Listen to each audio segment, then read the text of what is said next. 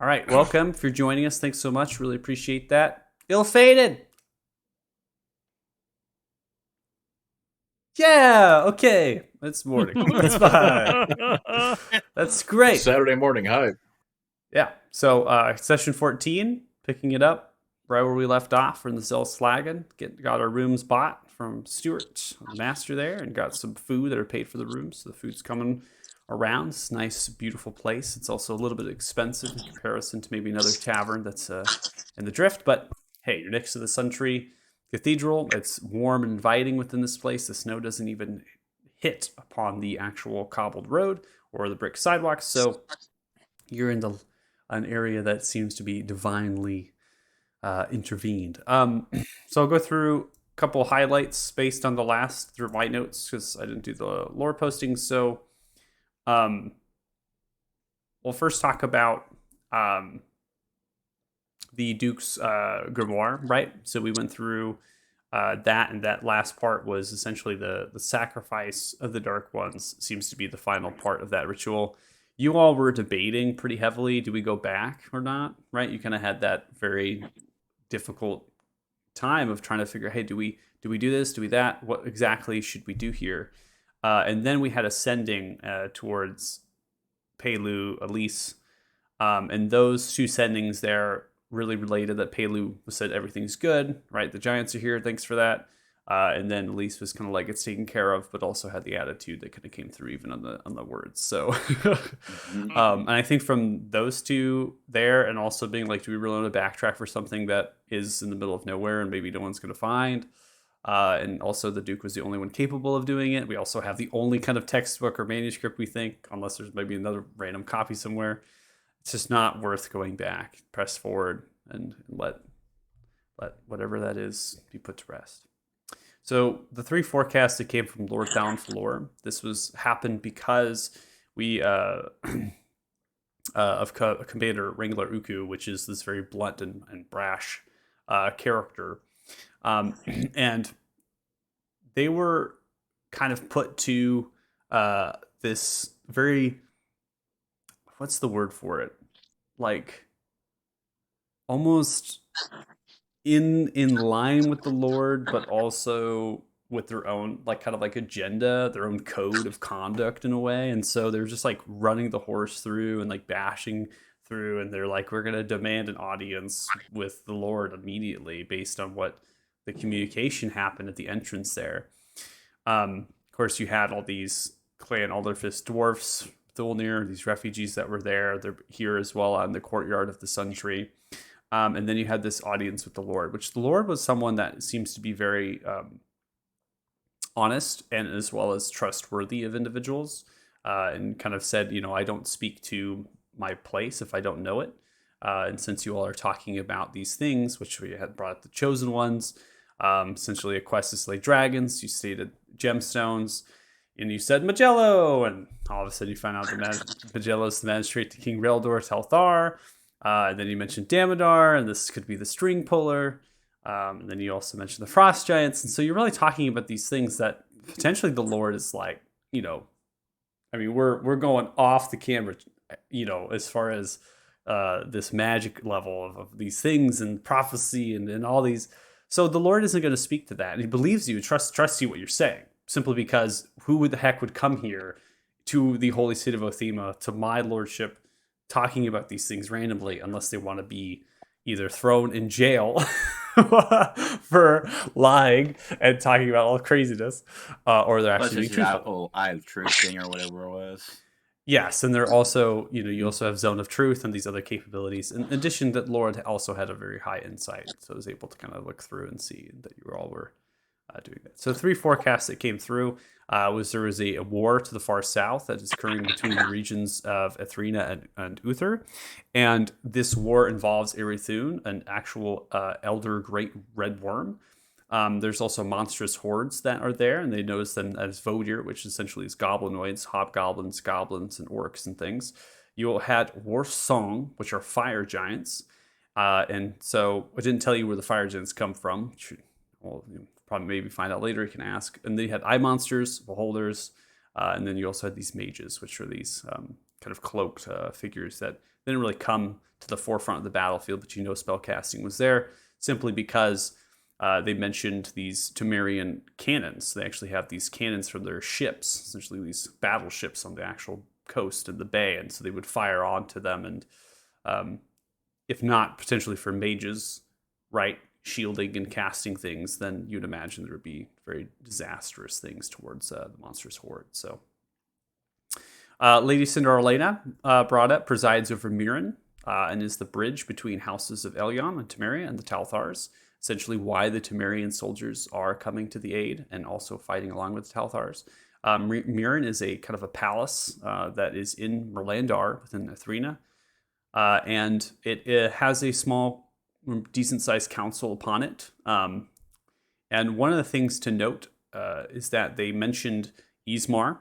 They said Clan Gilgal has kind of assumed control, cutting apart Clan Drawril and taking over the throne. And then there's a silver dragon that seems to be committing genocide and has worked its way through every single dwarven city and kind of destroyed it and destroyed the dwarfs, except for Clan Gilgal and their city of Ravsha. So one thing I'm going to draw a parallel to help you both out is that the Act People's Palace in Baelder, that's where the Talthars reign.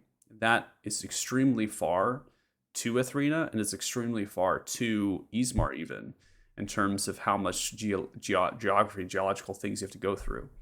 And so these things were put in place almost to make them vassal type territories. And so they needed to have a ruler within Aluda for Ismar. And so they said, why not better than have the dwarves compete with each other for the throne to continue peace and balance within the region without causing too much harm from the Dwarven clans retaliating. In the same way, respecting Temerians, respecting the fact that they were the first ones to land there and that there's kingdoms and there's whole history there. So why not have someone preside over it that is Temerian and then have a council filled with delegates of our own? So it's kind of creating that symbolic fashion of keeping peace, but also having them be somewhat sovereign and also being loyal to the throne of the Talthars. So those were two of the forecasts. The last forecast is Fort Farron, Undead Horde, Black Dragon. That's pretty much it. Undead Horde's attacking the fort, and then they believe there's a Black Dragon at play. Some maybe controlling the Horde. It's unclear. And there's this fog that pours out of the marshes, and the only reason why they know that there's a Black Dragon in play is because the messengers and the actual patrols that they send out, if they do return, are completely traumatized, and they just speak of what they've seen in very crazy ramblings and things. So those are the three forecasts. Then we have what's kind of current, and that is this disappearances. These disappearances have been occurring for several months. There's no success with the investigation. Commander Wrangler Uku kind of fronts it, and that Randall Gurn had disappeared 6 days ago, and that's the last disappear. And it's the only time that someone that is not a passerby, someone that is a traveler or a vagrant or a trader or adventurer, this is an actual person who lives here. So that is something that's causing a lot of strife within the city. Now, you all kind of agreed. Not only are you potentially going to get rewarded for what you've done with Ithrin, but also showing we'll get a reward for figuring out what is happening to the disappearing people. So that is kind of something that's being arranged for all of you to almost not prove your worth, but to be rewarded what you've done and also earn a reward for more for thy Lord. So we're going to pick up. See where we're all going to head for the rest of the day. Obviously, we're at noon, so we're getting our lunch here and got a whole city you can conquer if you want. I do want to note, I've never actually played a session in a city that did not have a party separate out and do their own things. So don't feel afraid to do that on your own. Just note that we'll try to work through the best we can time-wise, make sure everyone gets to do what they want to do. So, all right. Good? Yep. All right. All right, looking at this city. I mean, I'm gonna look towards Zeph, because I would imagine Zeph would want to go. But, do you want to come to the library light with me? Oh, absolutely. Can't And imagine then- what they have there. Maldor, you said you wanted to visit the cathedral, right? Yes, the Lord had indicated that I might make use of their sundial device to try and perhaps accomplish some communication with some of my former associates. I would like to do that soon. And at some point, I would probably like to go to some kind of place where I can buy some high quality paper and ink for transcribing magic. So don't know where exactly that would be though.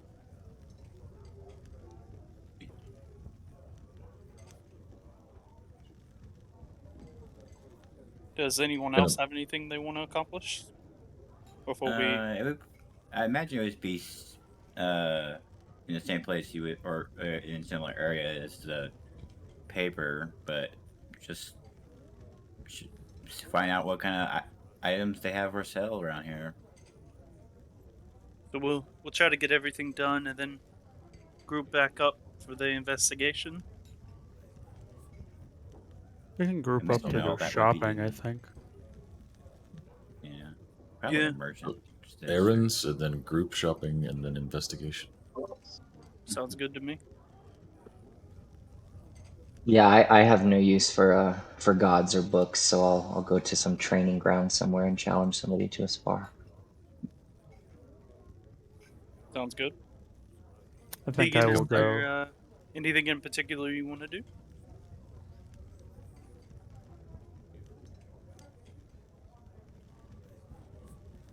You cut out. Are you talking to Tegan? Yeah, I said, is there anything in particular you would like to do? Not really. I mean, if anyone's Thinking that- going perusing the merchant district, I wouldn't mind tagging along. But Well, I think for sure I'm gonna go to the Holy District first, but I'll probably go to the Merchant District afterwards. Thanos, would you like to come to the cathedral with me? I guess I should make sure that your echo doesn't kill anyone while you're off talking to your god or whatever.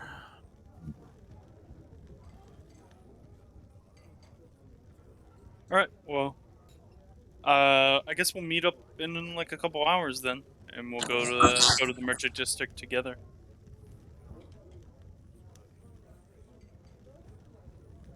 And then yeah, I'd probably start to head to the library. Okay. you know what? I'll tag along with you too, and I'll head with Varys and Zeph to the library. Okay. So I have Varys and I have Tegan. You both going to the library, I think Zeph was coming with And us. Zeph. but- and Zeph. So three of you going to the library. Obviously, Zeph's coming back, and then we have Thanos and Maldor going to the cathedral. So the actual Sun Tree Cathedral there, and then. Yeah, I have no idea why I dropped. And then Lucar said they're just gonna go find somewhere to challenge somebody for a fight. Where do you go to goes drink and too fight? far. Yeah. No use for gods or books. Okay. So Says you the have paladin. your options. Obviously, the lists aren't functioning. That was something that's been described prior to the last session. So they're preparing for war. So there's no lists current. There's no jousting, no tournaments. Everyone's really kind of preparing for battlements and things inside the actual keep's ground. I could try to have her over to Fort Frostbeard and see if you can pick up a challenge from maybe some of the soldiers that could be practicing in the in there. But beyond that, you can head over to the Emberock, which is a guild. It's an adventurers guild, and see if anybody's willing to have a little tavern brawl with you and pick up a little coin, maybe Fight bet. Ramblar. Oh, hell yeah, that works. Head over to the Emberock. Yeah. Okay. He's gonna be in jail before we get back. Yeah, I Yelp. was gonna say that's gonna be funny. Oh god. Okay. Let me see if I can get that there. So let's start with the library, because that's gonna take a little bit. I mean, it's theater of mind anyways, so we're gonna go ahead and start with that.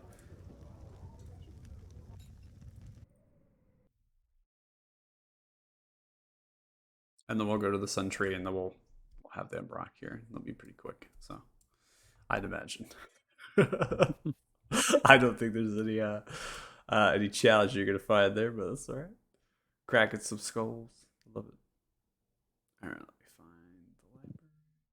Gonna burn all of his spell slots for the day on some guy Yeah. in a bar, and then Burn we're gonna them go all. find the big bad. Yeah, he's like, I'm gonna divine smite them at 3rd level. Smite punch. Just outright kill some poor adventurer that was just starting their career off at level 2. Yeah, it was just Yeah. like us in High Rock. He just kills. a version I would of be us. doing them a favor, saving them from a gruesome death. Okay, so the Library of Light. So you're approaching on the north side. You're actually going around, right, the Sun Tree Cathedral, and you have to kind of go through the courtyards filled with all those canopy pitch tents with the dwarves, refugees, those large fires, people cooking and things. And it's nice and warm and inviting. So you come to the Library of Light here. It's a large single-story library fit in a solid stone structure and domed mosaic glazed skylight. There's a double wooden door that faces towards the Sun Tree courtyard and invites with a grand 10-foot staircase. There's other entrances in the north side and the east side, and as well as the south side with the alleyway. There's much smaller than the actual grand entrance, and they don't have necessarily the elaborate kind of plants and other things that are planters and their boxes and things on either side of those entrances, such as the grand entrance on the west side goes towards the courtyard. The large mosaic glazed and metal etched windows tower to 15 feet, showcasing the impressive 35-foot apex of the domed ceiling. The structure is oval in nature. Upon entry through the grand 12-foot tall double wooden and wrought iron intricate metal reinforced door, a vast chamber embraces you. It is about 140 feet from west to east and 80 feet from north to south. Entering from the western side, you quickly note the three other entrances, given the fact that those doors themselves form little segment sections between the massive amounts of bookcases and shelving units that are kind of built into the walls, which I'll describe here in just a second. The common area, it sits in the center and has a mixture of tables and chairs. The tables are rounded, plush, white, and kind of golden cotton embroiders the actual plushness of the chairs themselves, and the ashen wood towards it. And some of them have little notes of dark stain. Similarly robed figures towards that of the chairs, as well as those you saw coming out and leaving the Sun Tree Cathedral. They are the Paylor kind of priests or priestesses, right? They're essentially initiates towards becoming like a cleric, and they have yet to actually take any sort of martial training, and they're more pursuing more scholarly pursuits at this level. They wear the same white kind of robe with the gold accents to them, and they also have holy symbols to Pelor and these necklaces that come down. Some of them have other vestments, kind of these cowls that come through, and they have two long vestments that come on either side, and it's connected to a hood and a cowl. And that also has these celestial runes on top. Potentially they are higher level than the initiate, right level. They could be not like an archdiocese, or like if you're talking about like religious, bureaucracy here. They're not like a bishop or anything of that kind of level, but they'd just be someone that is maybe more versed and more studied at their level, and potentially maybe they're going to head off to being a cleric, or they're going to continue to do what they're doing here and serve Pelor this way. These figures, they sit about the tables, many of them, and they also will work towards the shelving, and they're kind of have these satchels and these kits, and they're cleaning up books. So they're kind of working through different materials to kind of make sure the books are well kept. They're fixing some of them. They're also putting them onto these carts, these wooden carts here, and they're kind of organizing them before they might put them to the shelves.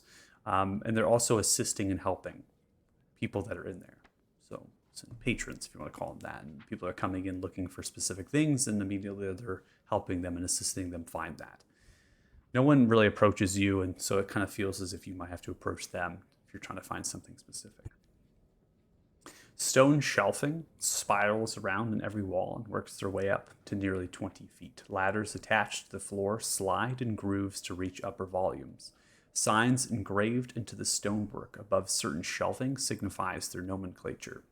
The windows and the actual other entrances divide these shelves. Light provided throughout them and the large skylight that's supported by the metal lattice work above. A single stone staircase descends off-centered to the west, suggesting an underdwelling for private collections and scholarly training. As many of these initiates and these vested individuals, they're going down and up it currently. And many of them have books, some stacked. Others have carts. They're coming to the edge of the staircase and they're collecting things and working themselves down. In addition, at the center of the common area, there's a large metallic pillar that's kind of hexagonal in its shape, and it goes up and supporting that skylight. There is some sort of drop box, similar to like a library, that individuals, the initiates, are coming through, and they're kind of putting the books in, and they're potentially going through a chute of some kind coming to the bottom level of this area. So the shelving doesn't really go up too high, right? It's more of the elaborateness of the structure that provides this large, wide area rather than height. So you come in, it's very quiet. People are reading, sitting about the tables, whispers, discussing things with maybe the vested figures, these Paylor initiates, these robe figures. And they're maybe just asking questions and looking for books. And when you look through the nomenclature, you have periods, essentially historical texts in different years. And then you have religious texts, specific years. And that's really this library. You have history and religion, and you have history, religion. And then it's based on Antares timeline. So things date back thousands of years in this library. Okay. I think I would approach one of the, like, initiates. Hello? Dwarf turns around towards you, bushy, kind of auburn beard, dark black eyes with a weathered face towards, and seems to have a little bit of plumpness to them. The actual belly, it kind of extends through the robe. Oh, hello! Yes, could I ask for your assistance? Yes, you can. It's Okay. my duty.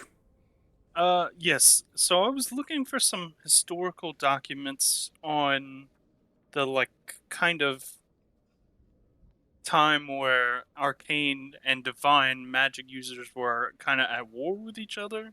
Oh, well, I see.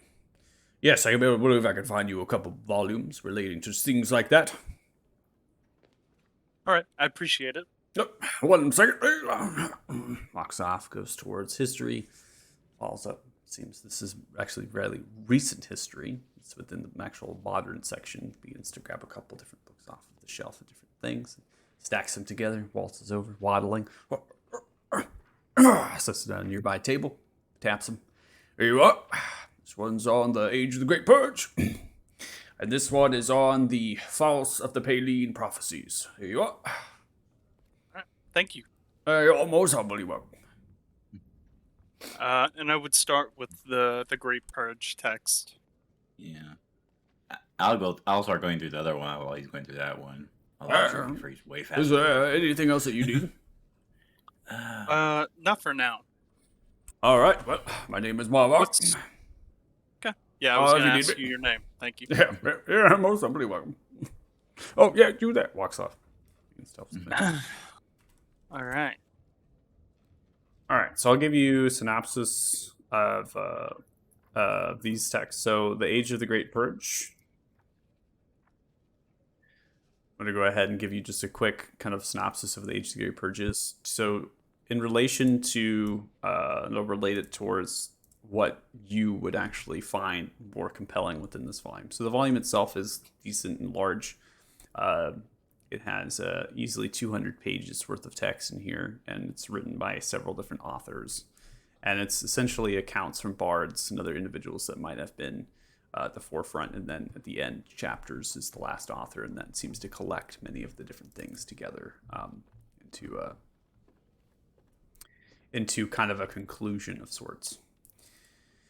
So let me get this particular note out.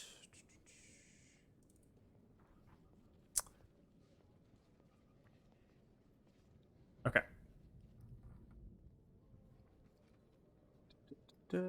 All right. So 282 years ago, The Age of the Great Purge, led by King O'Hearn Talthar, was a dark and horrible time for anyone that talents over the arcane. It was believed to have started because of an organization of warlocks that pledged themselves to entities of the dark, called themselves the First Reckoning. They grew in the underbelly of Beolder, which is essentially the capital city of the Talthar's reign, where the People's Palace resides. King O'Hearn Talthar did not want this to become a bigger problem than it was becoming. Essentially wanted to quench it and stop it. So they reached out to what's referred to as Justicars, essentially these elite paladins that are trained, and they are their lineage is based in the Sular Kingdom when there was Inquisitors in the actual Crusades. So the Justicars are essentially a spring off of that, but they went to more of conquest and vengeance and other branches of subclasses of a paladin, right? They were more diverse than they were just Inquisition and conquesting in the Crusades. And the Justicars were loyal to the Talthar throne. They were loyal to any throne that resembled in the People's Palace, which the Sular Kingdom was that who created the People's Palace originally. And so when the Talthars inherited that rule, the Justicars followed.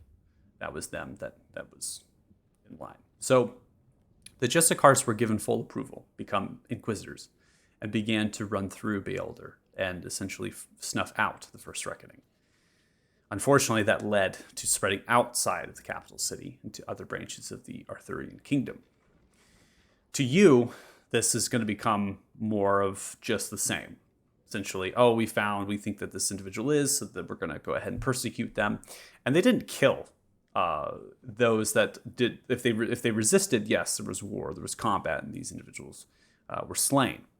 But if they were simply rounded up, they were imprisoned. And they were imprisoned either underneath the People's Palace within the large and elaborate jail that they had, or they were imprisoned within the Justicar's compound underneath in their dungeon. And then they were given Zone of Truths and these other complex things, and then they were released if they were found that it was not. Well, because the First Reckoning was essentially an idea rather than it was a group of people, it quickly became the persecution of all magic users. So anybody that practiced the arcane were essentially targeted. And this is where this text becomes interesting to you, because of all of this, it's just kind of, okay, there was this thing, led to the persecuted magic users, and it was this period. Felgum was the only arcane school in the kingdom's territory that was not within the actual Beolder, the capital city. Noting that there is an actual college there known as the Empyrean College, which is more of a divine school as well as a sublet of arcane and some bardic training and things like that, government, yada, yada, yada. Okay? So Felgum was the only arcane school in the kingdom's territory that was outside of the capital city and also on an isle known as the Isle of the Blessed. King O'Hearn believed it could become a safe haven or a haven for the First Reckoning. So the destruction of the school and community that was surrounding it, which is more of near a city at this point, was ordered. Soldiers and Justicars, loyal to the Talthars, landed on the isle and began to destroy it and dismantle. Refugees fled. Wasn't that everyone within the city was there, and then all of a sudden it came an outright slaughter. But there was one individual in the Age of Great Purge that was labeled here in this particular text, known as Headmaster Porig. The actual headmaster at the time of the school had gathered devoted students, instructors, and researchers to defend Felgum. Essentially, Felgum was the central tower within this community. But they could not stand against the might of the Talthars. And Felgum was destroyed in several months after the Talthars had landed, and the city along with it. The text tells that the Talthars were not capable of toppling or destroying in any which way Felgum's tower. The arcane wards and glyphs protecting it were too much for their divine magic and anyone that was loyal to the throne at this period that trained in the Empyrean College. So they settled for the removal of all artifacts and texts they could find and alternatively burning or destroying those that they could not take in a reasonable time frame of departing. Okay? These texts and these artifacts were then stored within the people's palace. They were stored within the actual tower, this massive structure that was built that was a predecessor to the Sular's Prime Pelor Temple. So the actual Prime Pelor Temple became the people's palace. And the tower was something the Sular kingdom built so that way they could reach higher than any other structure. They could reach the heavens. They could reach the sun. And so they decided, we're going to put these artifacts and these texts, we're going to house them within the actual tower.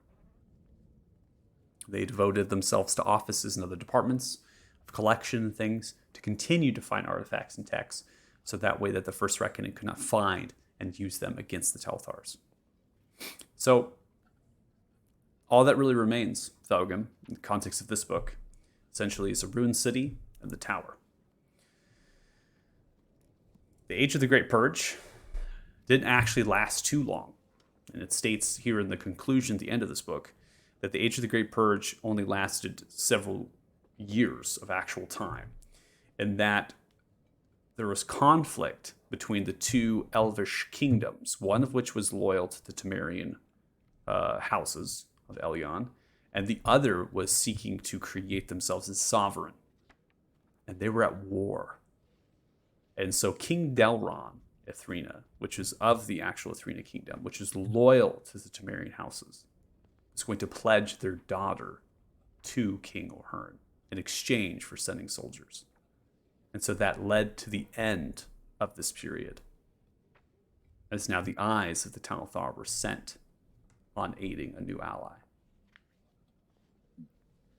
So that's what you can get, I think, is a solid synopsis of this book, from what is really relevant to you and what relates to you, Varys. Okay. Okay? That was a lot. Of course I it's a find lot. it interesting, Felgrim coming up again. Yeah, Felgrim coming up again. And then what was the name of the other that pledged their daughter? I missed that. So that's the conclusion. So essentially, the last author who primarily wrote this book and probably got all these other accounts and these things. This author is really relating that the Age of the Great Purge had ended, not because they found out the First Reckoning or they battled this idea into the ground. It ended because King O'Hearn Telthar had married the daughter of an elvish king of a kingdom that was still aligned with the houses of Elyon and Temeria. It's essentially their vassal kingdom. And they were at war with a kingdom that wanted to be sovereign from Temeria. Yeah. And so King O'Hearn looked at that and goes, okay, I'll marry this individual.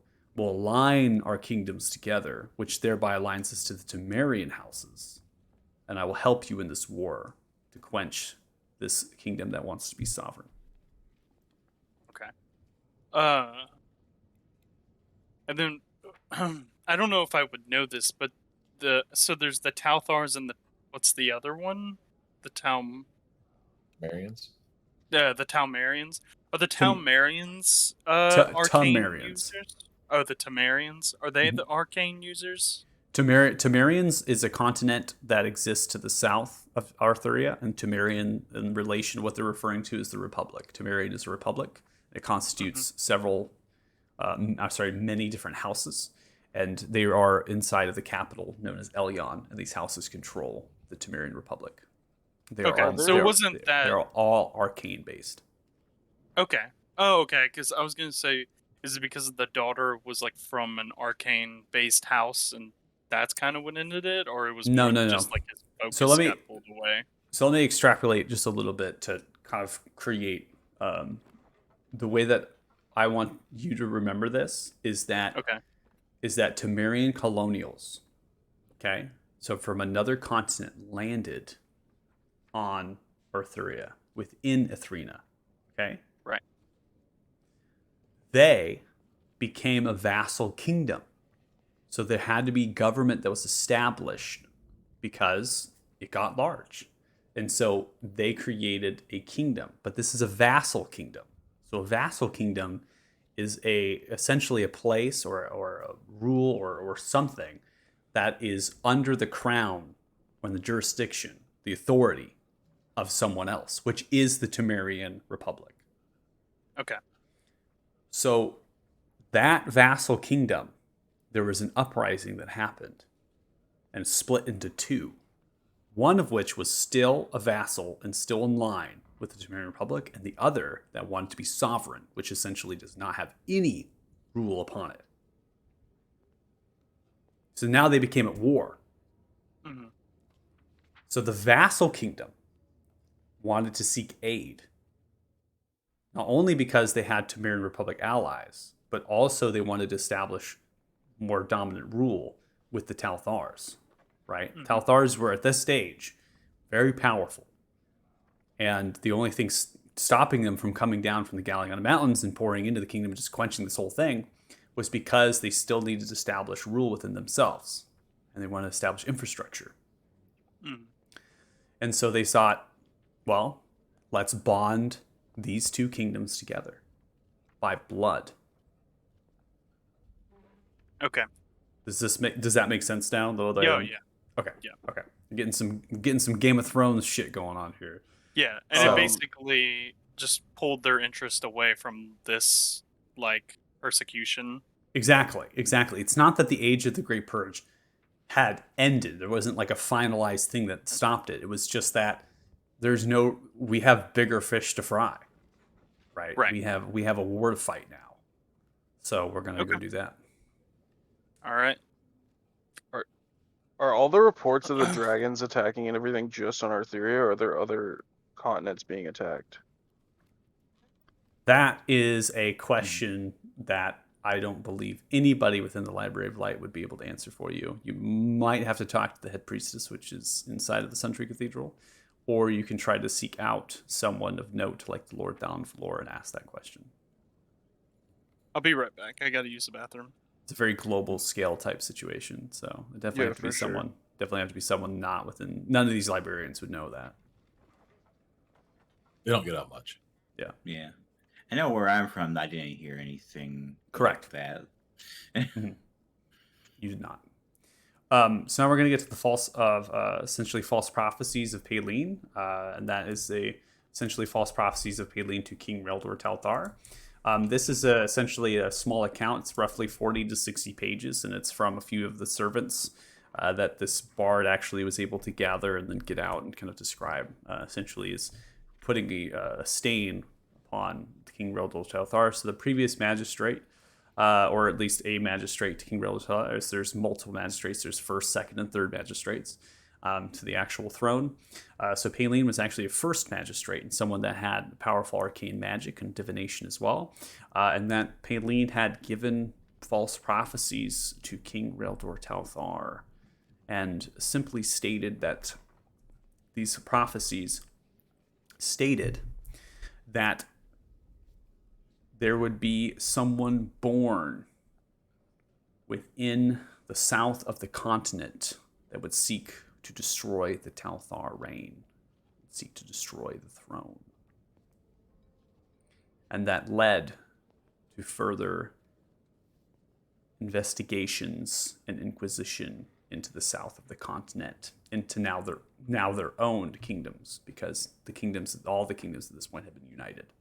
So essentially going in and into towns, into villages, to cities, and seeking out potentially who was named in this false prophecy as being born to do this. It's a small account. It's loosely transcribed. Essentially people on the ground, people talking about it. The one thing that stands out to you, Zeph, is that there is a town that was described as attacked, burned to the ground. This town was known as Reville. It is a town on the coastline of the actual Uther Bay. It's in the Uther region.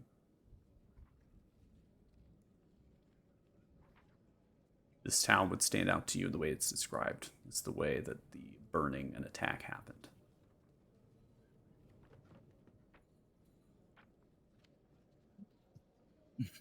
Play the beach scene.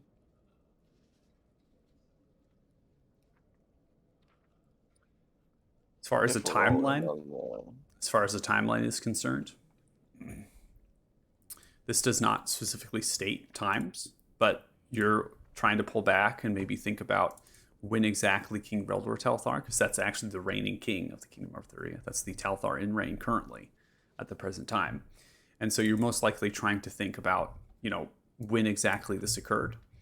So King Reldor Telthar was put in reign at 307 AT. So right now in the current date, it's 361. So that's roughly 50 to 60 years of reign. So it has to happen in some point in that reign. Does that make sense? Yeah. Okay. All right. Well, that's the two books that you're looking for in the Library of Light. So we're going to go ahead and pause you there, get you that beautiful information, so you can digest it, write your own notes, maybe extrapolate for yourselves here. We'll go ahead and move on to the Sun Tree. For this particular sequence, I'm going to go ahead and drag all tokens down, so we can actually everyone can see this and be able to enjoy the map, so to speak. Da-da.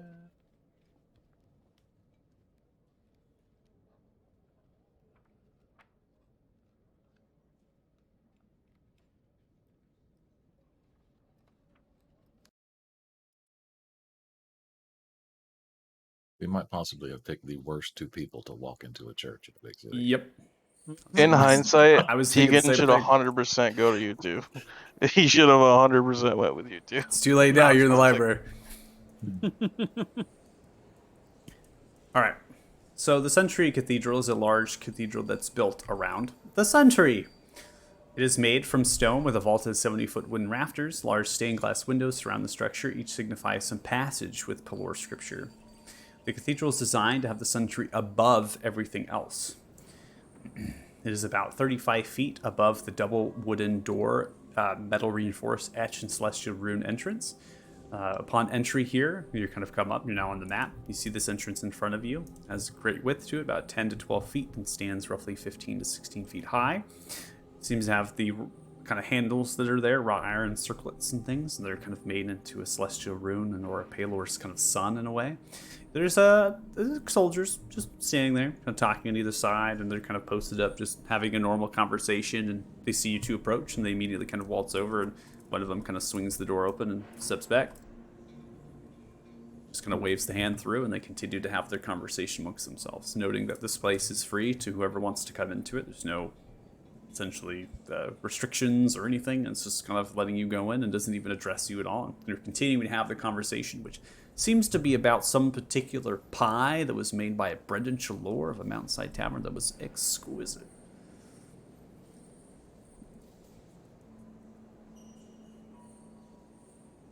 So we're about to walk into the cathedral of everything that is light. Are you excited, Thanos? No. I already hate it. But it's fun. I'm just here to make sure you don't kill anybody. That's fair. That's fair. Shall we?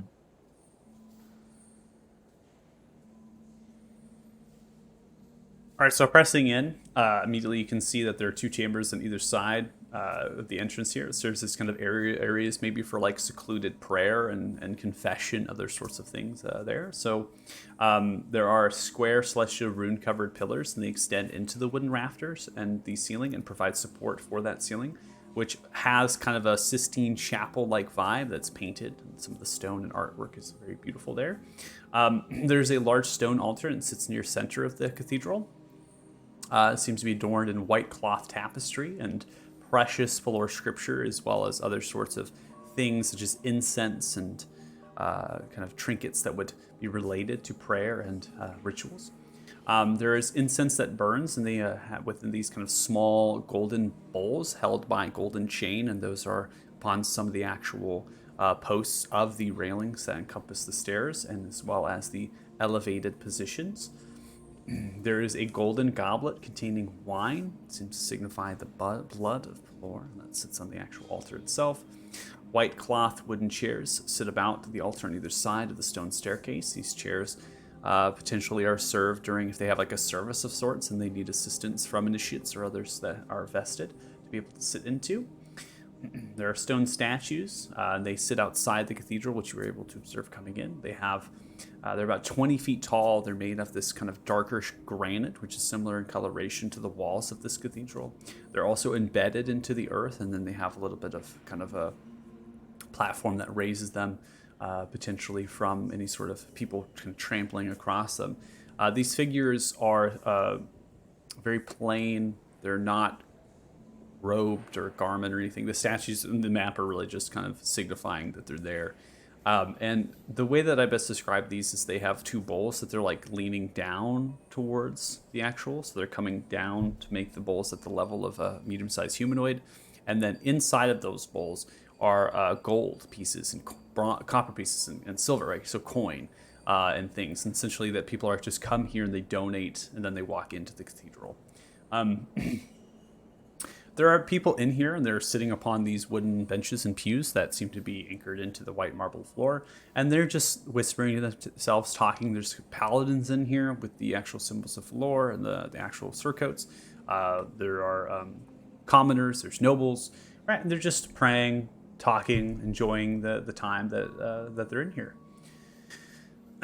We also now come to the Sun Tree, which is this white-barked tree that seems to come out of the ground, right, and then arcs with different sorts of branches, and then it goes all the way up to the wooden rafters above, and again the 70-foot ceiling. So the tree itself isn't very stunning in a way. It seems to be very common. It's just like a 70-foot tall tree. Clerics surround it. Some initiates are tending to it, picking up clippings and other things and putting them within large burlap sacks, and then they're taking those sacks downstairs using the 4 different staircases that round and go down, descending of the actual pillars.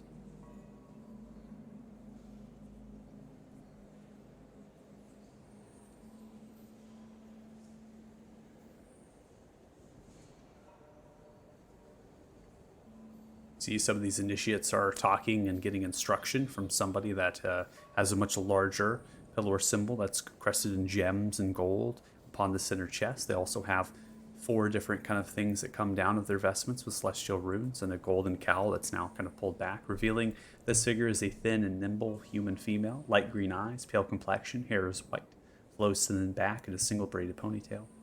Relatively old for a human. Seems to have weathered features about the face. Finishing the ritual that they were performing, maybe some instruction, the initiates themselves begin to waltz downstairs in different directions, disappearing with books themselves that they were taking notes with ink and quill.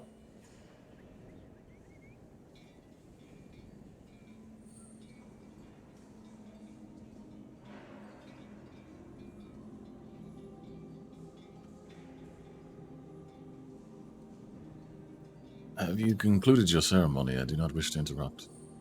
Yes, we have. Not necessarily a ceremony, more like instruction. 1,000 blessings of Pelor be upon you. My name is Valria Revan. I am head. Priestess here. Depending on where you come from, they might call me a bishop. Who knows? How may I be of service to you, and how may Pelor's light grace you on this humble and fine day? I am Maldor Gentile. Lord Thalan Falor mentioned that you have sundials here that can be used to commune with higher powers. I myself am a servant of Helm and have found myself unable to communicate with him as of late. He mentioned that perhaps these devices could help me. They may. Our dials were constructed in the very earliest of those who found the Sun Tree. They are connected to the heavens, and as such, your deity will require a strong connection and much prayer. It can take several hours to reach your domain. Is this something you are required to do? Yes. Are you ready then? We can proceed down. I can tell you where this is at and help you. It would be much appreciated, yes. And are you joining, Mr. Euthanos? I will just be watching. Always the observant are the ones that are the most fun to watch. It's to walk downstairs.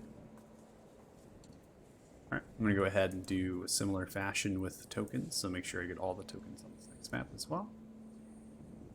So these are the stairs right next to the altar that we're going down? Yeah, there's multiple sets. There's 4 sets of stairs, right? And they're all around the pillars, so there's choosing one, either left or right, and going down. So chooses the left one at this stage. Just goes down. All right, let's make sure we get all of our people in here. Hopefully I did. Okay. So Roll initiative. the sun, yeah, roll initiative. The Sun Tree Cathedral's lower level or sub-level has a ceiling height of about 10 feet or so. The bricked stone aligns the bedrock walls. White marble accompanies the lecture chamber with 2 paths in either north or south wall leading to kind of initiate rooms. So essentially this area underneath here is room and board for the individuals that practice and study, and clerics as well that come here. The bricked wall does not continue the eastern side. Instead, large and intimidating roots and branches from the sun tree protrude and root into the bedrock, going and descending further down. This now showcases the massive size of this tree, signifying that what you have observed above was simply a small, tiny branch of the ginormous tree that is actually buried. There are several orbs float nearby, sustaining the daylight spell, giving it nourishment through divine light. A door on the south, near east, goes into the head priest or priestess's chambers, which was described as a bishop. There's a large double wooden metal reinforced door with celestial runes and a golden latch in the center, and leads to the important dial, somewhat outfit. And there's 2 of which, one larger, one smaller, and that is where Valria is heading, which is this particular door. I want to note that you came in a period that they were actually gathering clippings of the branch that was above, and clippings down here from some of the roots in the bedrock. Gathering them within burlap sacks, they're actually putting those same clippings into the glass orbs as they begin to dissolve and become fuel, essentially, for the daylight spell. In a way, the sun tree is recycling its own growth. It's very interesting to watch. This way.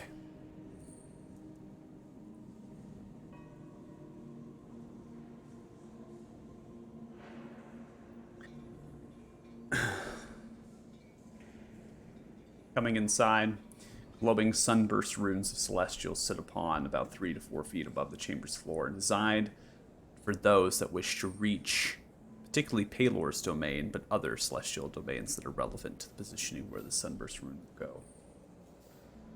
There are 2 similar doors. They lead north or south. North goes into a small library for scripture and texts that are related to the rituals they need to use for the dial. And then to the south is a smaller dial, and this is mainly for projection and things that need to be made quick, something that you will not be able to utilize. It's this dial in particular. There are clerics here, kneeling down and praying. Their metallic armor, maces and shields laying to the side, holding out their hands. They're praying and sustaining the sunburst celestial runes. Essentially, their time of service is spent controlling this and making sure that at every single second, the connection continues, that there is not a single moment that this dial is not connected to the celestial domains. Warrior approaches, holds out the hands, says a small prayer in celestial, essentially a piece of scripture of Pelor, talks about the divine light embracing those that truly wish to seek answers and find themselves in their hearts and their souls. Upon holding out the hands, turns around, looks towards you, Maldor. You may approach, kneel upon the rune, and pray to your deity. They will answer if they can, and if they wish to. This answer will come with time. Do not give up hope. It may take, again, several hours for us, but to the deity, to Helm, it may take only a moment.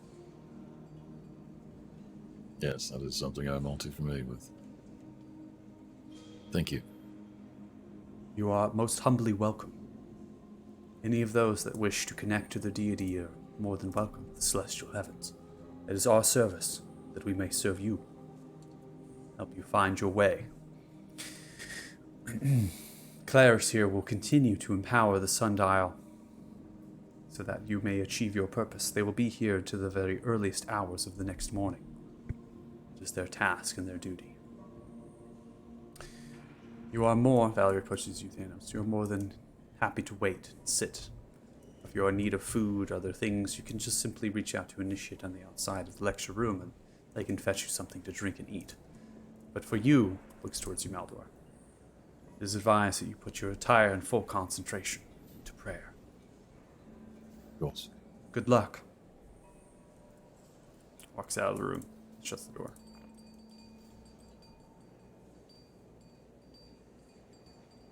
So Maldor will turn to Thanos and take off the halberd that he's been carrying and hand it to him, as well as his personal greatsword, just to prop up against the wall and just sort of keep an eye on these, if you would.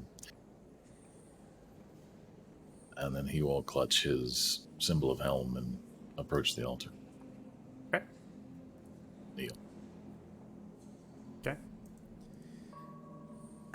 So you're being told, obviously, several hours, you begin to kneel. The light of the sunburst begins to kind of embrace you and essentially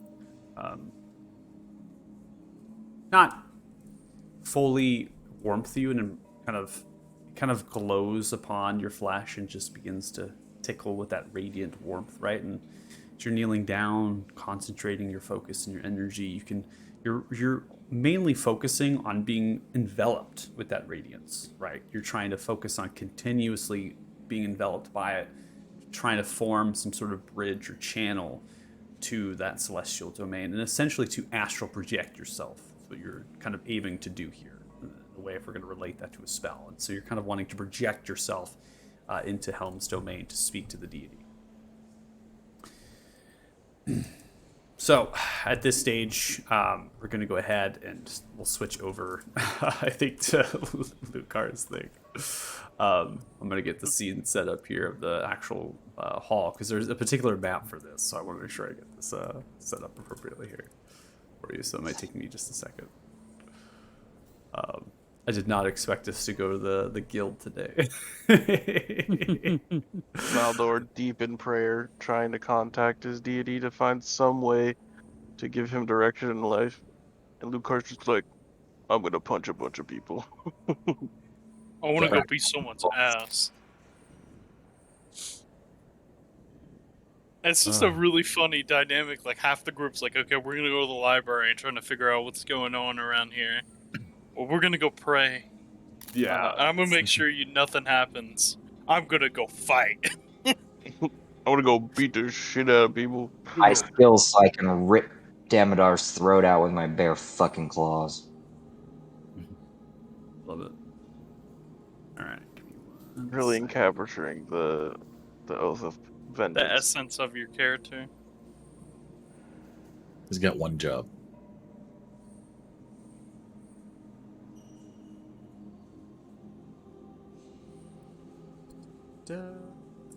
It's actually a huge place.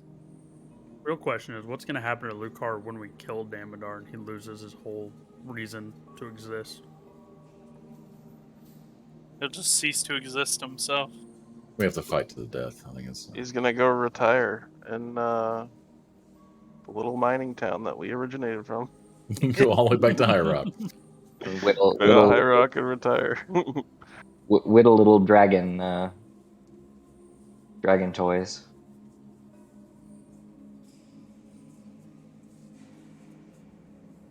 This music is really making me feel like I'm in a cathedral. Yeah, I really like this one. This particular volume is so good. I love it a lot. Yeah. 'Cause it just really hits like all the notes, because you can hear like all like the intricacies of like what you would hear in a really cathedral, like people like moving the incense things, and creates that level of beauty. So Immersion. yeah, immersion. Okay, so let's drag tokens on. So again, we're gonna do the same thing because we actually have a map here. So make sure that we all have our tokens. Activate. activate. Pause. I feel like we're about to get the equivalent of like the police officer bringing someone's son home and like knocking on the door and be like, "Is this your guy?"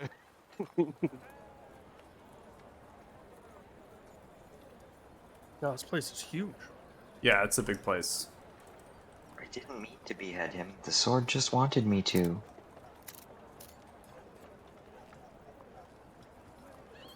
Okay. I'm gonna unpause it. I'll give you the description here. Let me get my notes. Where are you? Guildhall. Okay.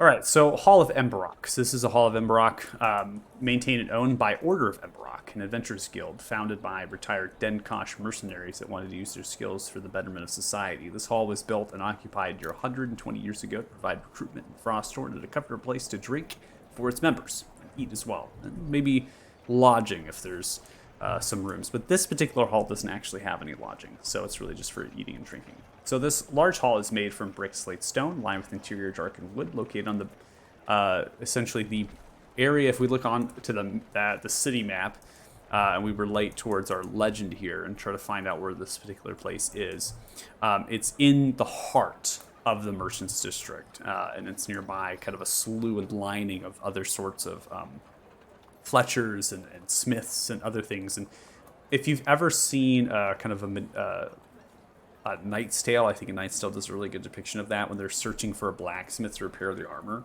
They kind of go through a row, essentially, of straw thatching, housing, and shelters and other canopies, things from buildings. And that's exactly what's kind of on the other side of this particular structure.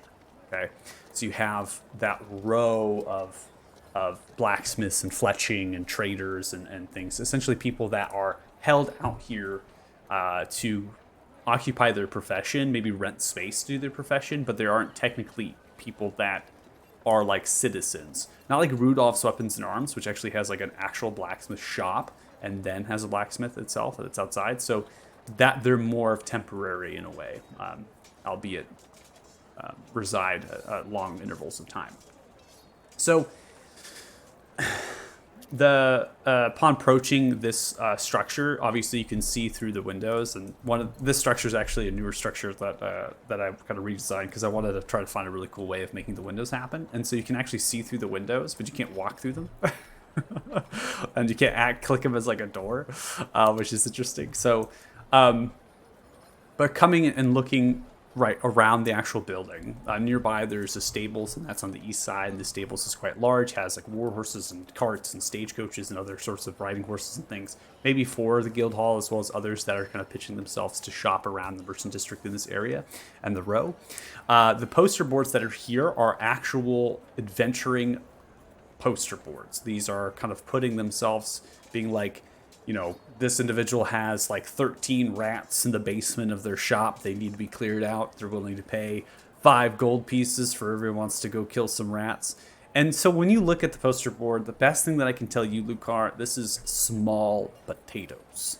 Like, this is tiny. I mean, these are work, maybe help on a farm, get ready to get winterized kind of thing. Like, but there's nothing on the realm of being like, this crazy large monstrosity is attacking a village or a town.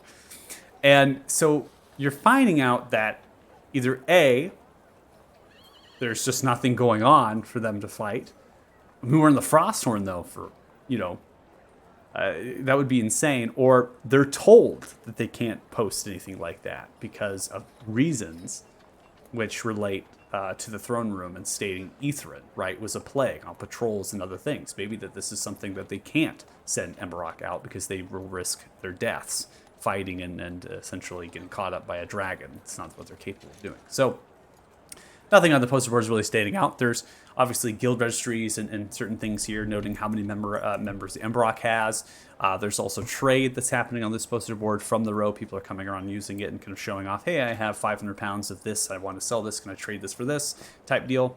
And the Emberock is large. They have multiple halls. They have essentially halls in Beelder. They have halls in Lathan. They have a hall in Aluda. So the Emberock Guild, this Adventurers Guild, has really spread themselves outwards into a large facets of the Arthurian Kingdom. So that's what you can see on the outside here. And then as you pass inside, Come ceiling rafters exposed to near 14 feet, clay and straw thatched roof. Rafters are supported by massive squared off timber pillars.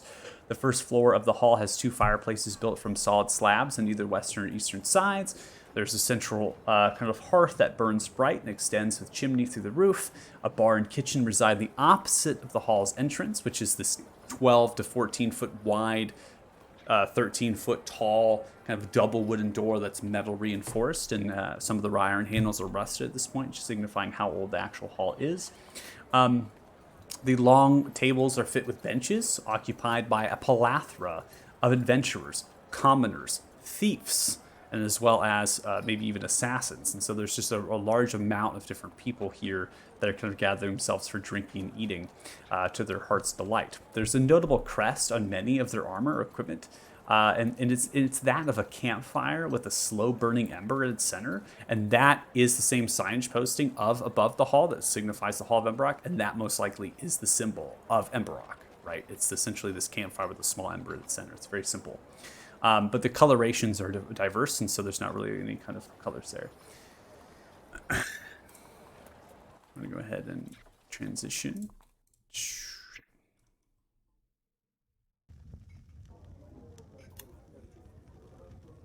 So coming inside, there are staircases that descend around the actual squared off pillars. These large and massive staircases suggest that there's a sub-level underneath, and from the sounds you can hear from the staircases that it's just additional seating and bar areas and maybe some actual guild kind of administration rooms and things underneath this structure. Because it's not 2 stories, right? So they must have, their guild business must be happening underneath the structure within some rooms.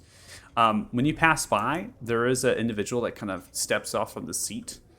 And this individual kind of walks around as you kind of head for the bar and almost like doesn't stop you or anything, just kind of waves a hand up around on the other side of the hearth. It's a weathered and old human with gray silver hair and brown eyes, stands roughly 6'4", wide shoulders, a slight pot belly, wears a piece of chainmail and a helm, wielding a large great sword at the back, tan leather accents with a matching cape. The cape has a large symbol of the Order of Emberock, glowing campfire. Howdy! My name's Guild Master Eric Lance. I haven't seen your face around here before. Greetings. My comrades are busying themselves with books and gods, and I desire something a bit more hands-on. Some bit more hands-on, eh? What do you mean by that? I don't know. I was seeing if there were sparring grounds or some way I could hone my skills while my companions are otherwise engaged. Hone your skills? Well, by that, I imagine you can challenge any fine folk got the coin for around here. Anything fighting in the hall is, at least if there's coin placed, and the other party agrees, it's sanctioned.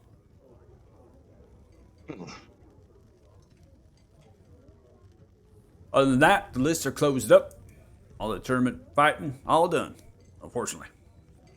Courtesy of them going to war and all, and now that white dragon fighting all of our adventurers. We can't have any jobs posted outside, so. I look down at pieces of the white dragon that I'm wearing and Sick. point out that That's really interesting. You got some white dragon scale on there. Ah, where'd you find that at?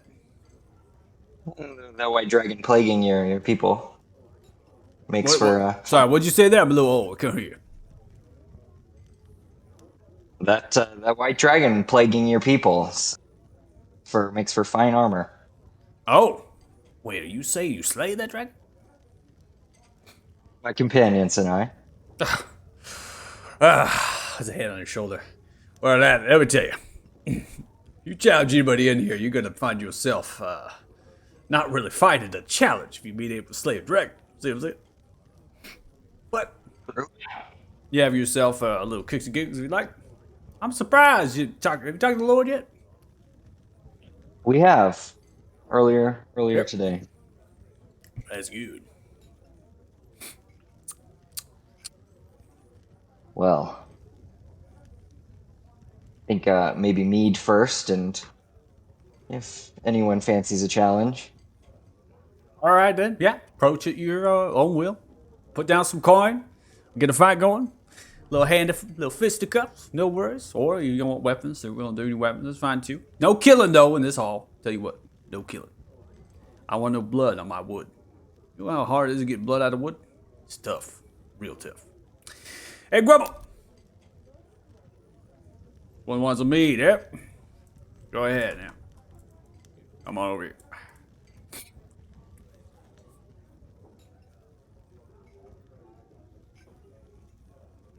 See this really old and weathered gnome with this brown, kind of loose, wiry hair and this little bit of a stubble that comes down. Is wearing a maroon, kind of black apron over top of a cloth bloodied blouse, leather trousers, and boots. Side steps over, moving a stool, sets the stool down, and steps up.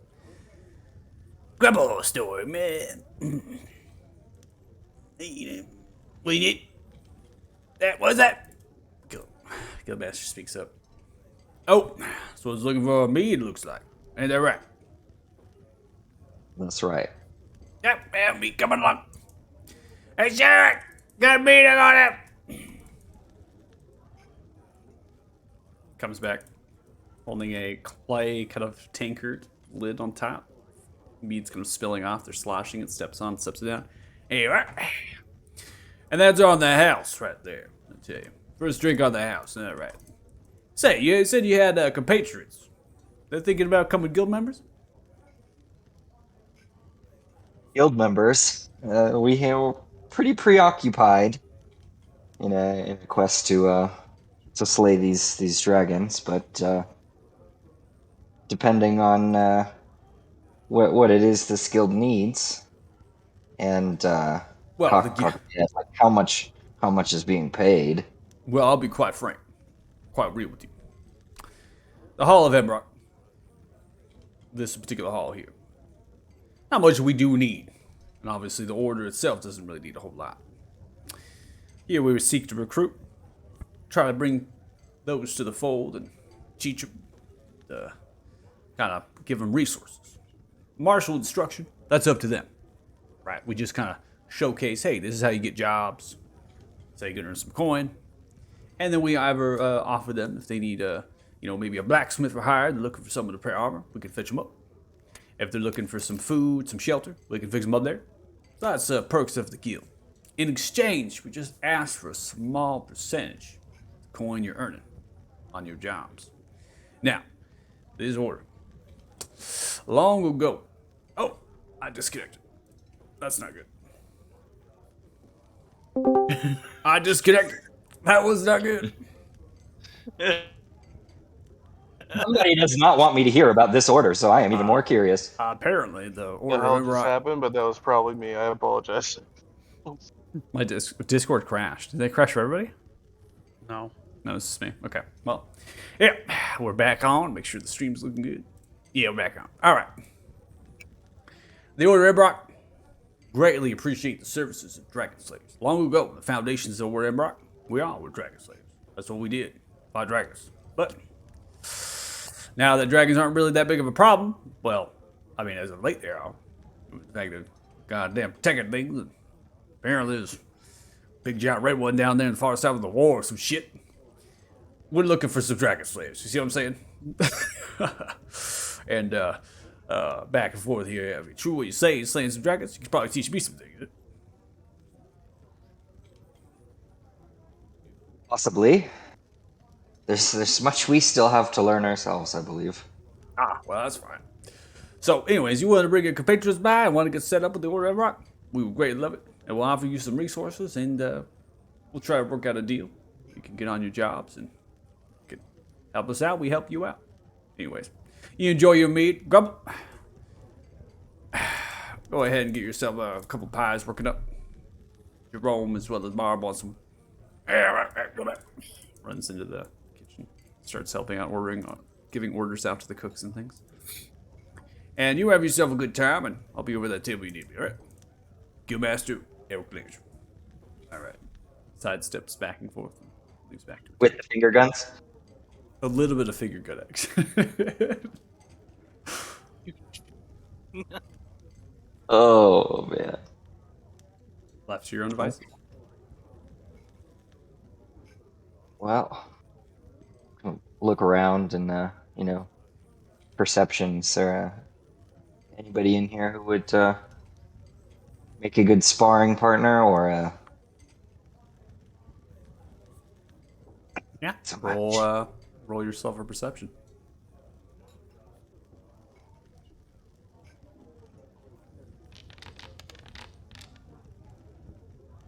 Oh no, I'm crashing.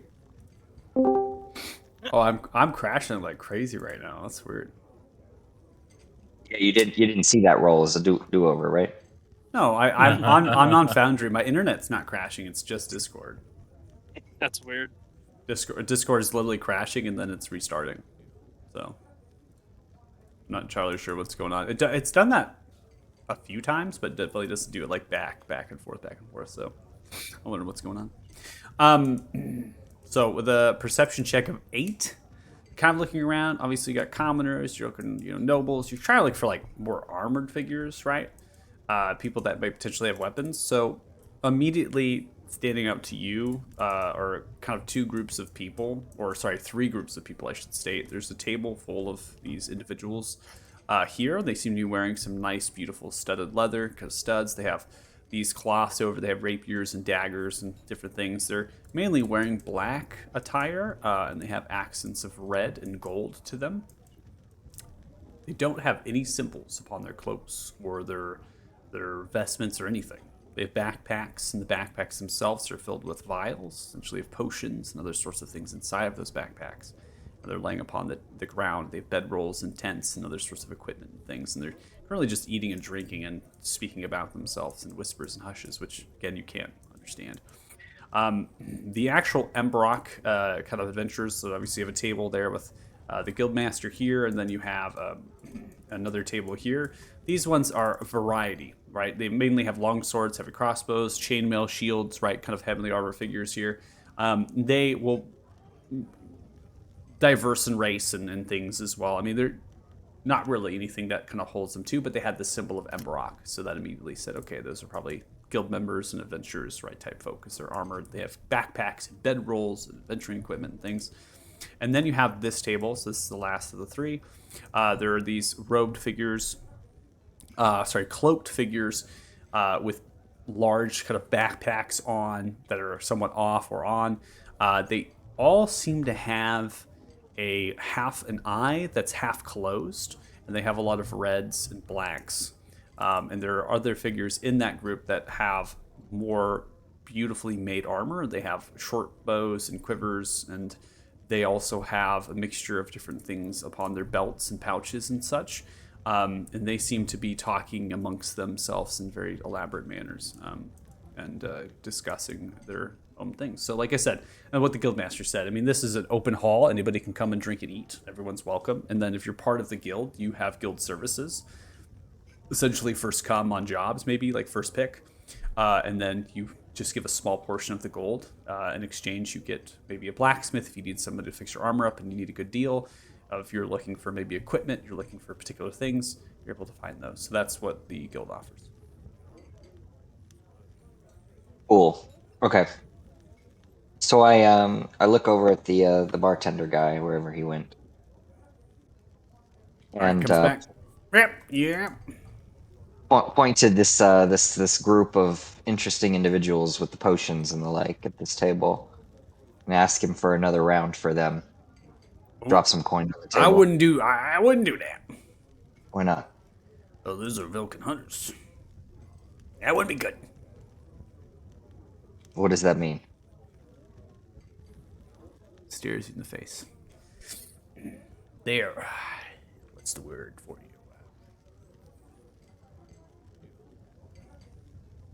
They are blood hunters. Sounds good to me. Mutated individuals keep to themselves. They drink their own drink, eat their own food. They don't buy nothing here. They just sit here, discuss business. Interesting. Yeah. What do they hunt? Things that would be nightmares. Oh, okay. Just another drink for me then.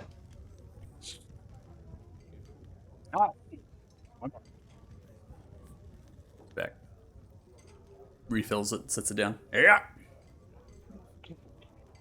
So I drop a drop some coin on the table and then go and join these blood hunters at the end of the table. Okay. I got zoomed way in.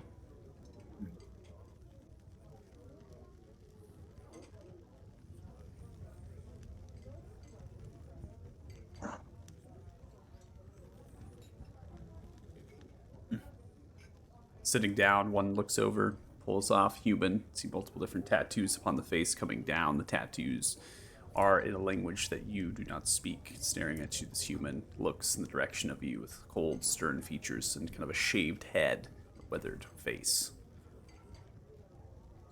Can I Yeah. help you? I hear you all hunt nightmares. Did the barkeep tell you that? He did. Then the barkeep likes to tell stories. Well, you at any rate you look like capable individuals, and my comrades are out doing other things, and I'm trying to see if I can find something to keep myself busy. What brings you and your compatriots to town? We are humble adventurers that seek shelter. There's nothing more that we need to discuss with the likes of you. No offense intended, but I can see that you are as much... Sidesteps and looks towards your armor. Turns back. You are as much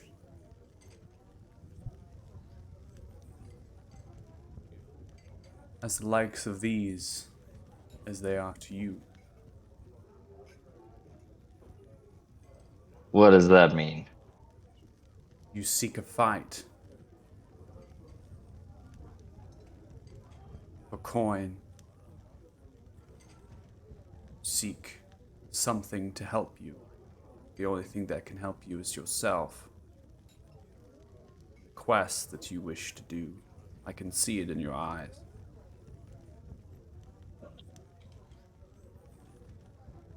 I seek the destruction of only one thing, and it is not here.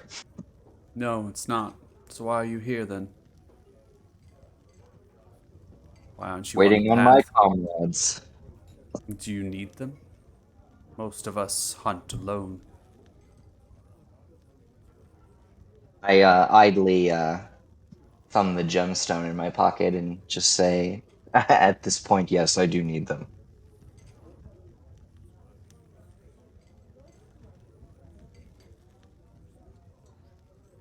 What monster do you hunt? I'm not sure yet, but it exudes dark, evil magic that I do not yet understand. Then you wish to understand this dark and twisted magic. I wish to annihilate it. But to do so, I should probably understand it. That you should. The first step to killing something is to understand how to kill it. They are witchers. To do that, you must know where it lives, where it sleeps, what it eats, what it fucks. Think about it. Dark and twisted magic, you say. Did this thing you hunt form a pact with some other deity? I am not sure. It is purple and pink and crackling and awful.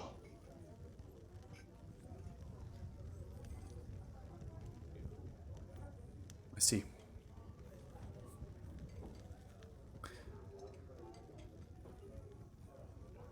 Goes back to the drink. I look at him again. Does this sound familiar to you? This is your quest, not mine. It sounds familiar to me, then perhaps it does, perhaps it doesn't. Will you know that? I don't know. Will I tell you that? No. Why don't you come back and give me something of worth? Perhaps I will give you something of worth as well. Something of worth. What do you and your kind value?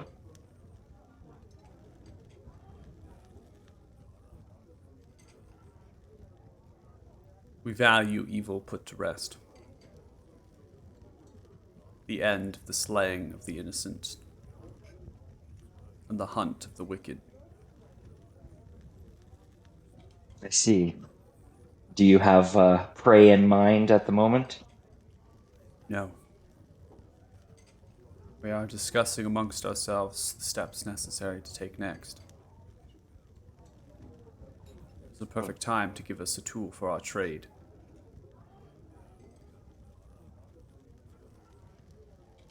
See. Of great worth upon you is that sword you carry. I can see it being quite useful to us. Oh, well, you see, this sword loves to drink the blood of dragons. My friends and I are hunting many more dragons. Do you know what weapon you possess? The Bane of Barathun. And do you Beyond know that, beyond that you have no idea what that means? no.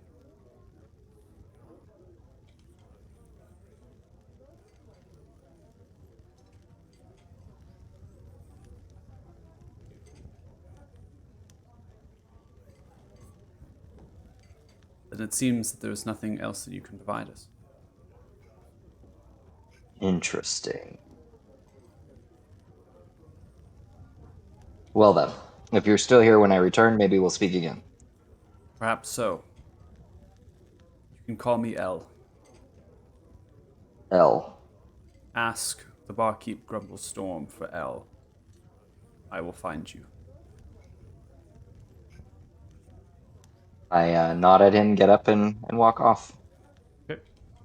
I guess at this point I would probably, assuming that my library friends are still book deep, I would probably go to them Okay. and ask them about the Stan sword. Okay. Going to the library to figure out the sword there. Yeah. You could also challenge as other people in the room. Looking for a fight. You still want to do that? No, now that this guy's piqued my interest with some knowledge of something that I probably need, then yeah, Yeah. I can do it.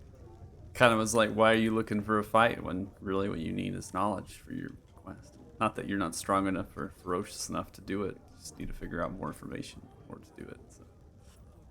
Bastard. Quite an interesting character. All right, so we'll come back to the library here. So obviously, Lucar, you're still in transition from this hall of Embrock if you're going to leave and depart. And you're in transition, but the conversation that you've had here, even though quite lengthy with them, doesn't really match in terms of scope of how long it takes to go through a book. So I'm going to go ahead and advance the time clock here, giving roughly 2 hours of actual time that have spent into the library going through these books. Then you can kind of figure out this information at this stage. Lucar, you now enter into the library, coming back to the Holy District after having the conversation and getting 2 of your meads drank. Left maybe somewhat left with somewhat of a taste within your mouth of a character that is speaking in a fashion as an equal to you, right? You had almost a guildmaster Glanch was looking upon and became more of talking to you in a fashion that was like, oh, a slayer of dragons. This person saw your armor. This person saw the sword and still talks to you like an equal. and someone that was essentially on the same level of play, and was really just giving you some advice in that you need to figure out these things to achieve whatever quest it is just slay whatever creature it is that you're intending to slay. So you come back into the library, you see your party members are still around the table working off those 2 books. You kind of come to your conclusions of what I've kind of provided to you in the synopsis I provided those books, and then Lucar, you come walking up to that table.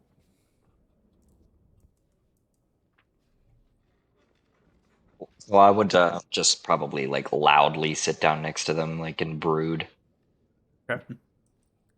So, You realize this is a place of study, right? Be quiet. God. Well, under my breath, that's why I'm here. You came to study. Okay, I have to ask you to study for me. Then leave. And tell me what you want. Tell me what you want, then leave. Yeah, so I just talked about this interaction that I had, and that clearly need to know more about this blade. I'll call over the what was his name, man? So much is going on. Marvorg. Yeah. Come. Excuse me, Marvel. Let's try it. Yes, how may I help? My friend here needs some information that y'all might have on his blade. Oh, It's called what's the name of it, Lucar? Bane of Barathun. well, that would be in our draconic session. It's actually in a vault underneath. If you could get us anything on the sword, that would be very much appreciated. Well, nothing leaves the vaults there. You have to come with me. Okay. Are you done with these 2? Zeph, are you done? Yeah, probably. My read was much shorter than yours, so. Okay. I'll give him the 2 books back. Then do it. I'm done with these books. Go put away. I'm taking him to the draconic vault. Grabs the keys. Lucar, are you coming to the Draconic Vault, or you want me to do all your research for you? When I hear vault, I'm in. Okay. We'll go with you then, us 2. Okay. So you see the dwarf Morok begins to pull out some keys underneath the robes and kind of moves a series of different ones, and then grabs a key and kind of holds it, and then aims towards that staircase that descends, which I've noted that was nearby the main entrance there. So you descend 12 feet to an 8-foot ceiling height. It has a corridor that extends with sconces, torches that are lit, and they every 15 feet, and that's a series of 3, so about equivalent to 45 feet down that corridor. And it seems to go in the direction of east, kind of maybe rounding and then going underneath the actual structure further, into a small to medium-sized kind of common chamber that's there, and it's simply circular in nature. There are metallic vault doors, and they line and they count to nearby 13 or so of these vault doors, and they kind of align the various walls about the space. The metallic pillar that's above continues to extend down, and that chute-like mechanism seems to wrap around in a bronze-like metal, kind of like copper metal, and then that is dispensing out into kind of a tray of sorts of a table, and then there's individuals, initiates, many of them down here in the same tables that are above, and they're currently grabbing the volumes and cleaning them and looking through them and working through the text and then putting them up on carts or shelves and things that are here. Another door, which is a large double wooden door, is open, and that's to your right-hand side, which would be the south side of the actual chamber here. And those double wooden doors go up to the ceiling height, have a semi-arch to them, wrought iron handles, and inside there is a very typical lecture hall, and it's staggered down into the earth, and there has a kind of a table that serves as a desk, and then you have kind of a board behind it to be able to describe rituals, and there's shelving in there with other books and texts and things too. So again, a very typical like college lecture hall that's there, many different seating, and they're not giving any sort of lesson of current, but they could be, right, using that hall. So you're then seeing the nomenclature that's inscribed upon the metallic vault doors, and they're essentially metal plaques that have been kind of stamped in or welded, built into the metallic doors, and then the writings that are upon them kind of come through. And you're seeing that there is a couple of them that are more specific and specific to like Palor artifacts, right? So essentially, maybe, you know, this very, you know, if they're not necessarily there are Palor artifacts in there, but maybe books about Palor artifacts are in there that they're keeping under lock and key. There's a Draconic section, so a whole vault dedicated to Draconic, which is where you're headed. And then there are others that are related to maybe very pertinent kind of things, and what you're in relation to the Talthar reign. Essentially, see information that they want to keep under lock and key that's related to that Talthar reign of the throne. Information they don't want to go out. Maybe more historical, religious texts. It could be maybe battles or wars and things that they wanted to keep under kind of secretive. So and there's a section called the Crusades as well. So there's books maybe about that. So you come to the vault door of the Draconic Session, takes the key and turns it into the center of the vault, which has a very similar kind of turn wheel to it. Takes the key, puts it into the mechanism, turns the key. You hear gears whining, things move, and then begins to turn the actual wheel that's centered there on the vault. As that happens, there's a pressure, kind of unleashes, and then pulls the vault door open. It's about 6 feet in width and roughly 7 feet tall. It has a kind of a squared off design to it, so it's like a rectangle, and that pulls the door open and then steps in to a very tiny space with another similar vault door on the other side, roughly 4 feet or so. And in this area, which is arched, are little boreholes, and you can feel the air in here pressurized by these arcane runes that are inscribed in the actual ceiling scape of the stone. And you're kind of now brought into this area, and then shuts the vault door, holds out the hand, casting the light spell, and then goes to the next one, uses a different key into that vault door and turns that one, and then pushes it inwards, creating there's a barrier, very similar if you want to trap, make sure air and oxygen doesn't want to get in, ruin things, right? This is a pressurized kind of area, which is very elaborate, it seems. Pushing that door. A little oxygen bolt. Yeah. You go through the second series of vault door, and then there are these wooden tables and benches with plush, kind of that same white and gold kind of embroidery to them. And they go directly through a very small 15 to 20 foot space of length. It's kind of like a rectangle with an arched tunnel of ceiling. And then the same stone shelving is on that walls. And the height of this space is only roughly 9 feet or so. So the shelving itself goes up, and there's no need for real ladders here or anything. So you're going into the space and, or like, sit down. Oh, get you what you need here. Funnels through. And I'll lean over to Lucar while he's going grab the books. Have you never been in a library before? This is rather impressive, is it not? Question mark. No, I'm talking about earlier when you were loud as fuck. Oh, well, no. Okay. Just a tip. You're supposed to be very quiet so you don't bother people that are studying. It's a grunt. Oh, well, you can be as loud as you want here. Was kind of the door's now shutting, right? So it shuts the doors and finds that book and be as loud as you want. Yeah. What? Do you want me to look up what you need, or are you going to do that yourself, Lucar? Can you read Draconic? Are these in Draconic? Most of these books are in Draconic. You see Marvok speaks Draconic and is actually finding give me 10 minutes, then I can. I can read. Sets it out. Blows it off. This book. Here you are. I'll go ahead and cast Comprehend Languages. Okay.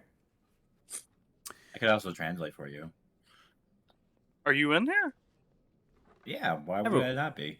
Okay. I didn't know if Tegan's in there too, so four of you in there currently. Yeah. Okay. I didn't know if they stayed in the main hall or came with us. No, I was with mine, so. I look over at Zeph and speak in Draconic, surprised that he speaks the language. I mean, it's very handy when studying ancient stuff. So Yeah, this book is very, very old. Yeah, it's extremely old. Nearly 1,000, 15, 2,000 years. It's unclear sometimes. We try to do the best we can. It's seen a lot of wear and tear. It's been tarnished and weathered, but well kept. Held a lot. This is a book dedicated to the death of Barry Thune. That's just what the Draconic symbols on your sword. It relates to the actual name of Barry Thune. Draconic kind of speaks to it the way that it is. Well studied in Draconic and Dragons. It's kind of a staple here in Arthuria, so many of us focus on the discipline. This, in the latest, speaks of the death of Barry Thune. Talks about knights of beer that wielded a sword that looks identical to that, and slaying of this great elder redworm. With the wizards of old. Read, enjoy it. I have to be here with you. I can't leave you here. Is there anything else you need in this section? Let me think about it. All right. Well, But yeah, as I finish the Comprehend Languages spell, you'll just see me like wave my hand over my eyes, and then so I can read it, and it like puts like a white like film over it almost. But yeah, I'll kind of turn the book out so that if Zeph and Lucar want to read too, we can all like read it at the same time.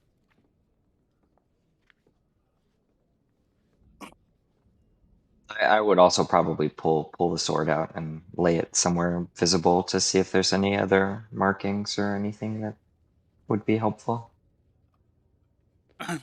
Okay. So I'll give you a synopsis of this book as you're working through.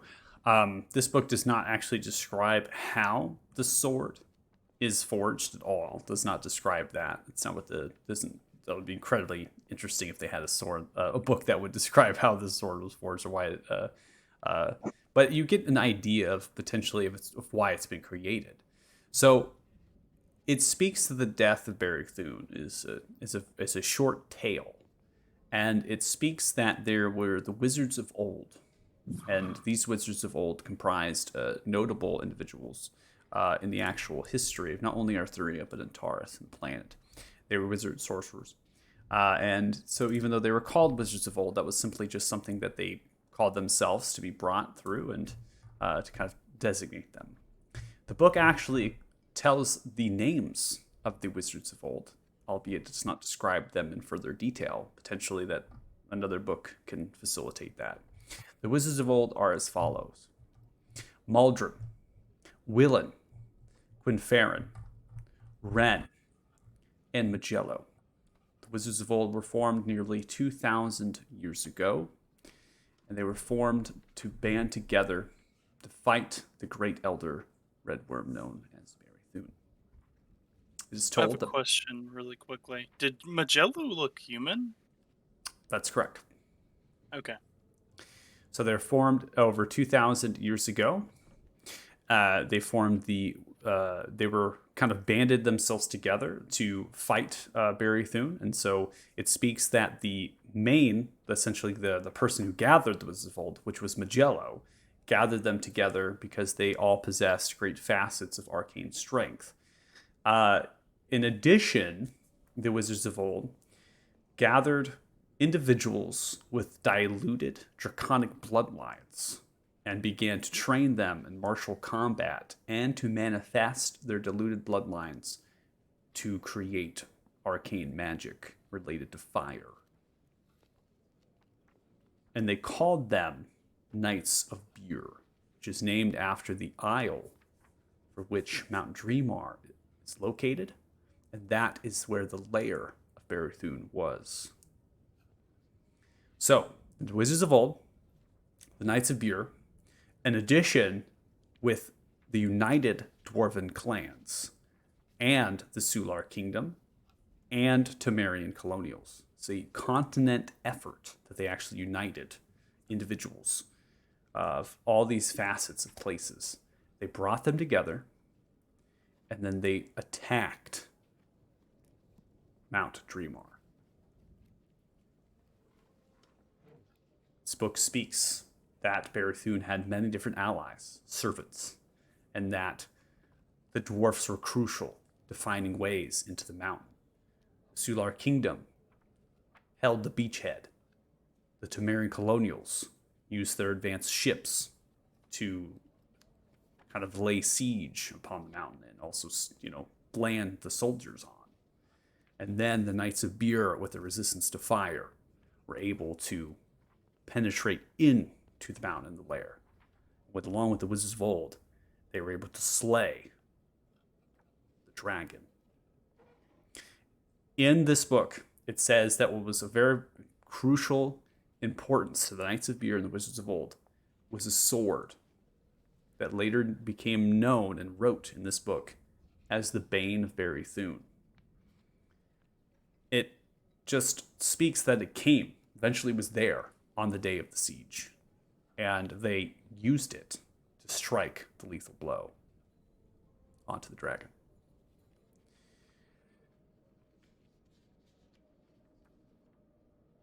The sword in this book speculated that it is capable of dealing great damage to a dragon, and that its very creation was crucial to the establishment of advanced societies on Arthuria. That once the sword landed the blow on Barathun, it was a weapon that dragons feared.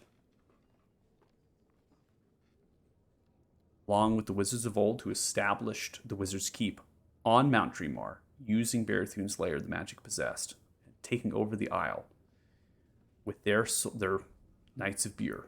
They were sovereign to any kingdom, any government, any positioning, and they used this weapon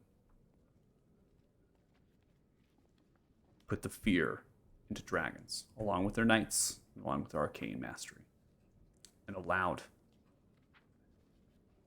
societies to flourish. That's what this book speaks about. Now, early on in this book, they speak about an event known as the Battle of the Winged Fires. And this event was the cataclysmic event on the continent between Barathun and Azkuk, two similarly aged and sized dragons. Azkuk was a gold dragon, though. And this event led to the actual creation of the Crystal Desert and the Gorn Valley. That was once one region without the mountains that separate it. So the region in the center of this continent was connected, it was just from coast to coast. And this event led to the actual foundation of the mountains, which then turned one side of the region into a desert. So early on in this book, and the reason why it mentions this event, why they're talking about it, is because it's important to what led to the need to slay Barathun, because Azkuk died in this event. Barathun was unchecked. Does this make sense? Yes. Whoa! So much information today. The crystal You're all doing it. the Crystal Desert is where this Reskar Oasis is. That's that whole area to the east. Right. Cool. All right. Whew. Well, I knew this thing was old, but not that fucking old. Mhm. Also, You're apparently, Jello is that fucking old, so maybe we have to ask him. You're also walking around with a legendary sword. Like, how cool is that? So this L in the tavern seems to want it in You exchange want for it? information. I Yes. would not give that sword to anybody.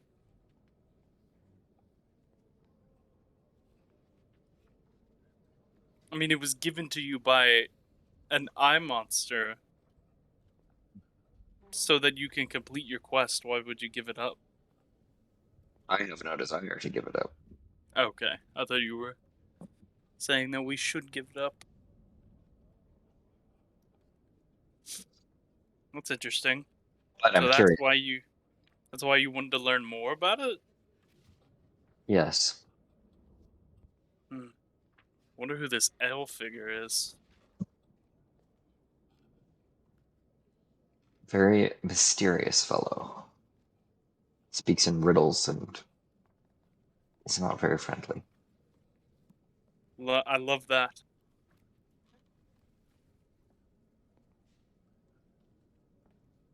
You know who else? It kind of is crazy to me is that how would even Magello? He must know some powerful magic to keep himself look young enough to be alive, or he's traveling through time somehow. I don't understand how. What's this guy's name again? Who the library guy? We should ask him. What does he know? Marvorg. Yeah, Marburg. Oh, What do you know? me? What What do you do know? I know? What do you know of Magello? This Magello fellow being 2,000 years old. Oh, I mean, in this text it says that Magello is 2,000 years old and is well, is a wizard of old. But beyond that, imagine they'd be perished or dead. I do know there was, I think, someone similarly named the magistrate in the People's Palace, but I highly doubt they're related. Oh, so you don't think they're the same person?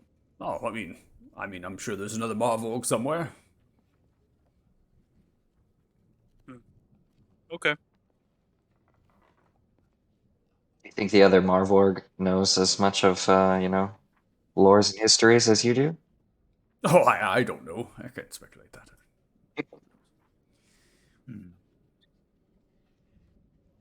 I did have one other thing I was wanting to look up. Oh, yeah, while what we're is that? here, Yeah, what is? Because like we know a tiny bit about Magello, roughly, but I'd like to also see if there's any mention in the books about the other person we saw with him, Damodar.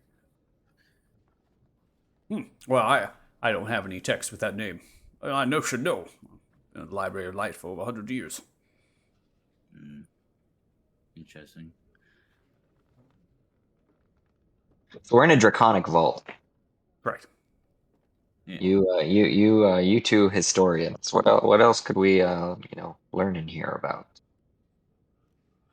these damn dragons we have to fight? And what could cause them to become thrall to somebody else? We could always try looking up any references to these stones. Yeah, is there any text in the library that reference the Chosen Ones? Yeah, wasn't it the actual first original reason for wanting to come here in the first place? Oh, well, the Chosen Ones, it's not in any of the vaults, I would just be upstairs in history. There's a couple bardic accounts, they speak of those, they call themselves Chosen, and they do some pretty fantastical things. It's honestly great fictional read, I gotta add. Okay. Can you Wait, take us if to that, it's please? fictional, why is it in history? Well, it's not my own choosing. Valria has been always positioning that we should always keep the Chosen One text in there, and honestly, it's, I think, 4 or 5 volumes of such, and dates back thousands of years, and it's really just these collections of bardic tales that just say, oh, this Chosen Ones, they called themselves this, and they slayed this, or they helped save this maiden, and honestly, it's all fictional in my mind. Valria, wasn't that the name of the cleric in the church? Oh, yes, Valria is the, bishop, head priestess. Yeah, can you take us to those texts? I'd like to check them out. Ah, yes, well, put this away. And, opens the vault door. Come on, let's go. So yeah, the vault. So it begins to head upstairs, and we're going to get into that book in just a second. Before we do that, we'll go ahead and we'll come to the Suntree Cathedral. We'll run through this, and then we'll go ahead and take our break. So, Sounds good. wow. It's every time he On for It's gonna so be. funny. It's gonna Yeah, keep it's happening. It always something happens when with you're. Scenes, yeah. Yeah. Maybe I don't see how Foundry and Discord are completely different things. No, It's like I think no, it's not Foundry. So I'm guessing because Discord went through an update, and then I also did a graphic update. I'm imagining that there's maybe some miscommunication between a graphics driver and Discord current. So voodoo magic. that's what I'm gonna state is because it happens sometimes, right? I disconnect sometimes, but now it's happening like a lot right now. So It always happens when you're about to start saying something important. yes, very very important. Just don't say anything important. Easy. That's right. I just don't say anything. Not Yeah, like- how could you? How hard could it be as DM? You know what? You're We right. just have to stop I'm asking gonna questions. become a player. One of you picks up the DM, and I'm just gonna stop asking, and I'm gonna stop talking. All Will right. you that send would be me all interesting. of your notes? I'll DM for you. Yeah, we're gonna be in real trouble. Real trouble. All right. So come now to the temple. So it's been hours at this point that you've been in prayer. We're gonna come now to about 3 in the afternoon. You've been in prayer. You're sweating, focusing on concentration. The clerics continue their hymns and the rites and channeling the sundial and bolstering its power, putting their divine magic that they're blessed by Paylor into the sundial to get you into Helm's domain. And upon that, closing your eyes, you can feel yourself almost falling as you're from a skyscraper, just tumbling down to the air. The radiant light about you envelops you in a cocoon, smashes you down, splintering these fragments of different silver and glass lattice work. It crashes into a space void of anything. It's all black, pitch black, and then brightness happens far away. Swirling of this energy of green and golden hues outstretches an avatar of Helm. This avatar is a figure that you yourself have seen very rarely. It's only those that go and reach and communicate to some of the forefront of battlements in times of need. It essentially is a humanoid figure that's of large stature and size, 16 feet tall, holding on to an armored figure with almost hussar type elements of armor. So I don't know if you know what a hussar is, but it has these kind of winged backplate things that come upright and around. And then there's the wielding of the metallic swords in the back, as well as symbols of plate and the helm and things. And so it's kind of this armored figure of clad and has the hussar elements to it. And the plate helm comes through, and then this vibrant plumage comes back around of this greenish and gold. Stretches and looks down, steps kind of quaking. Hand kind of comes and clenches. Stares in the direction of you.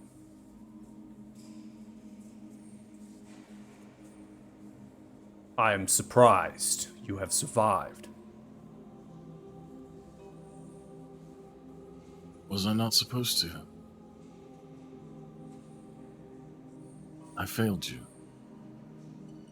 You did, but it was not of your own doing. You failed with the trust you provided.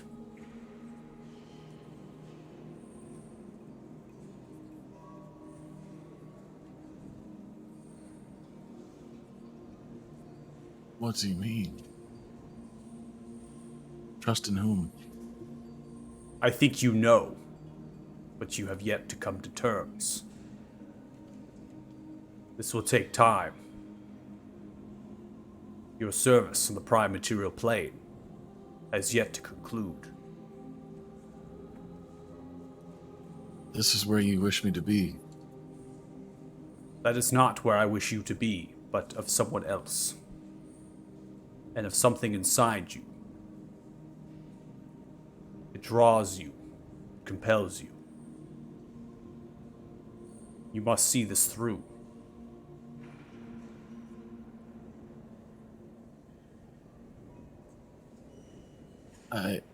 Since I fell to this place, I cannot reach Linnea. She's gone. Do you know why? Where has she gone? Is she all right?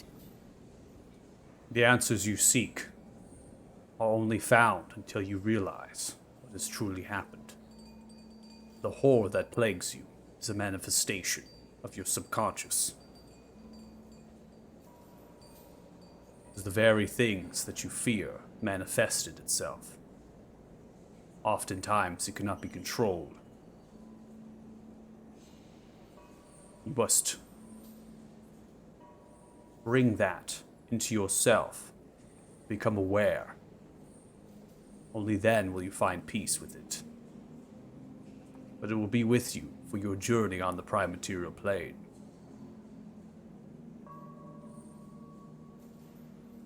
So this thing that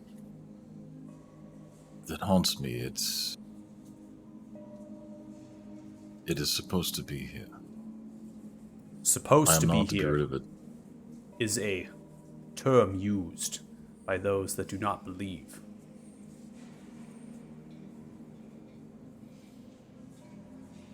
Something wills it to be here. It is you that wields it to be here. You just don't know that yet. It is a creation of your subconscious to house the terrors and the truth. What you already know.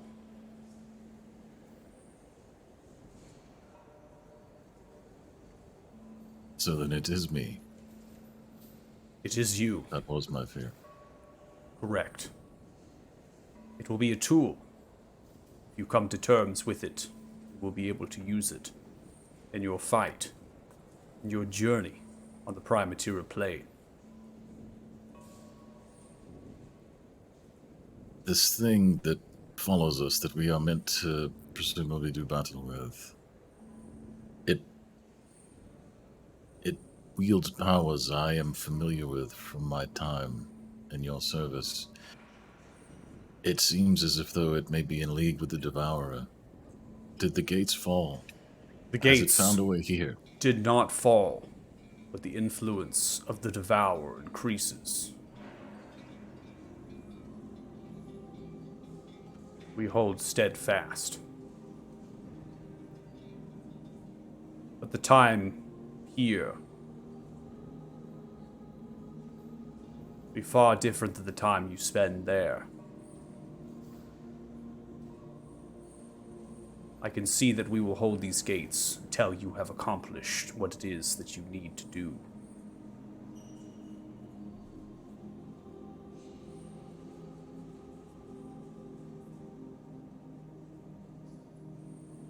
I understand. I hope that if we manage to accomplish our task here, that I may find forgiveness for my failure in your service. The forgiveness of your failure will come with the sacrifice you have to make, and the choice you will choose at the end of your journey.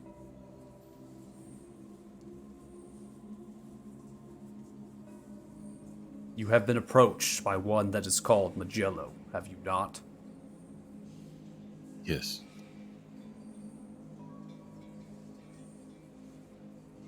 Yes, he came to us. We have spoken with him. You are put on the path, and there's nothing I can do about it. If not you, then who is it that has set us upon this path? Certainly something higher than Magello. It is what is inside you, and how you are connected to those that you are in league with. These stones that seem to keep plaguing us. The stones are not what is inside of you.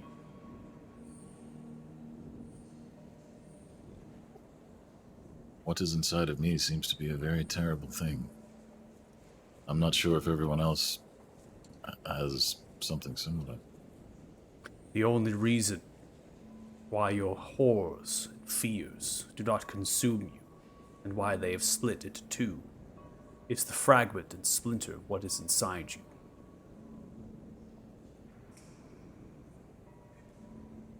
I cannot say anything further.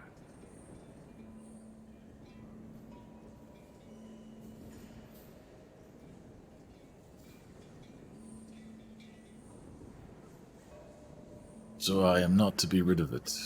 I must accept it. In order to move Murders. forward, you must accept it and face the truth that you already know.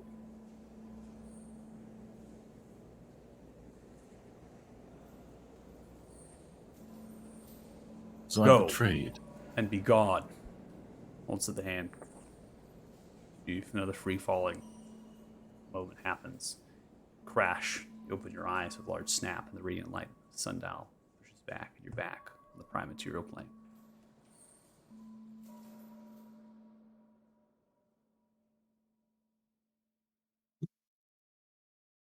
With that, we're going to go and take our 10-minute break. So if you're watching the stream, thanks so much. We really appreciate it. Yay. And we'll be back at about 1:40 p.m. PST. So, anyways, we'll be back.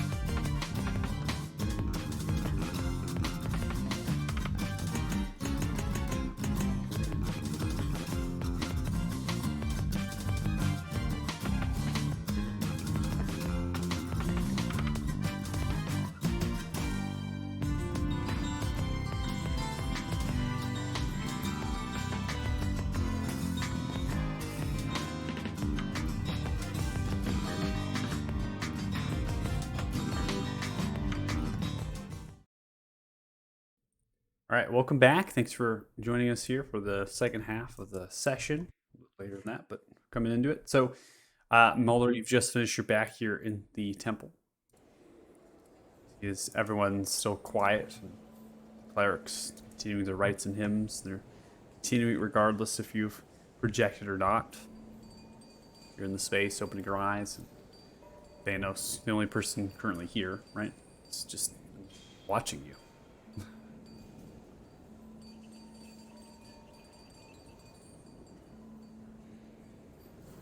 And Maldor will rise and compose himself a bit.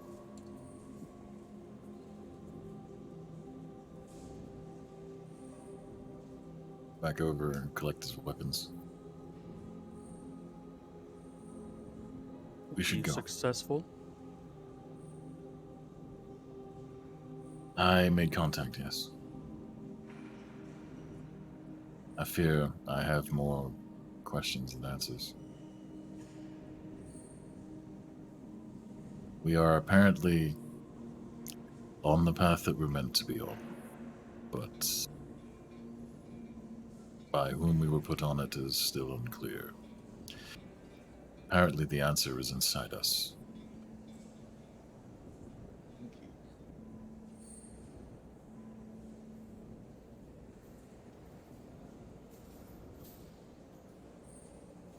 Okay. So where are you both headed? We were gonna meet up and go shopping, but we never announced where we were gonna meet up. But I assume we'll meet at the inn or somewhere outside the merchant district or wherever we were gonna go shopping. We did Okay. also just send a bunch of nerds to the library. We could probably We're And also we could not- probably go library. catch them there. Yeah. We're also Okay. not very far from each other anyway. Because Yeah. other than, I think Lucar would have gone the furthest with wherever he went for it. Yeah, but then he came back. Yeah. But Okay. other than that, everyone's pretty close. All right, so I'm going to go ahead and activate when you come upstairs, right, for the sub-level. So as you come upstairs, Valerie is just kind of looking towards the sun tree and just praying there, holding up the hands, and everything's kind of quiet. And people are still in here. I left the tokens. I don't tend to change background tokens out. It just kind of gives you an understanding or a vibe of like how many people would be in there. But people move, people come, people go. Doors swing open. More people come in. Some people leave. So kind of just public service here in this cathedral, and nothing really is going on. So as we're walking out, Thanos, you told us a bit about some of your past dealings. And I'll wait till we're like out of earshot of like the holy people. Just in retrospect, like maybe once we're outside past the guards. It also sounded as if you were deceived into the service that you were in. Is that accurate? In a sense, I was born into it, but what was truth and what was fiction, I'm not sure. The whole time I felt at peace and like I was doing the right thing until suddenly I wasn't.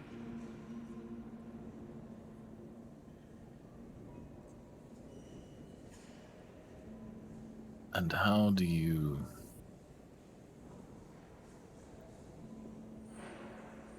reconcile that? How do you I live with don't. that? That would be why I often at night am further away from you guys so you guys don't hear the terror and the nightmares. It's not something that you forgive yourself for, especially when the faces are so ingrained of those that you essentially led to their slaughter.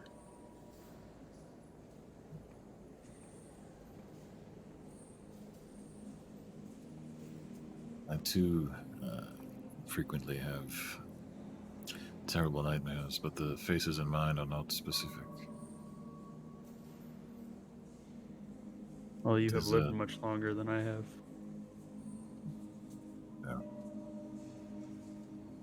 It is a terrible thing to be led or misled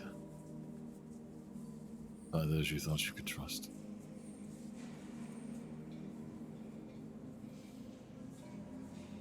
It is. But sadly, that was the cards we were dealt, and now we simply do what we can to redeem ourselves.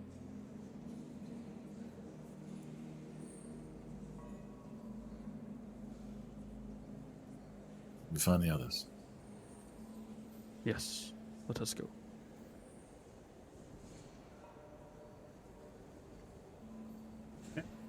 Head out.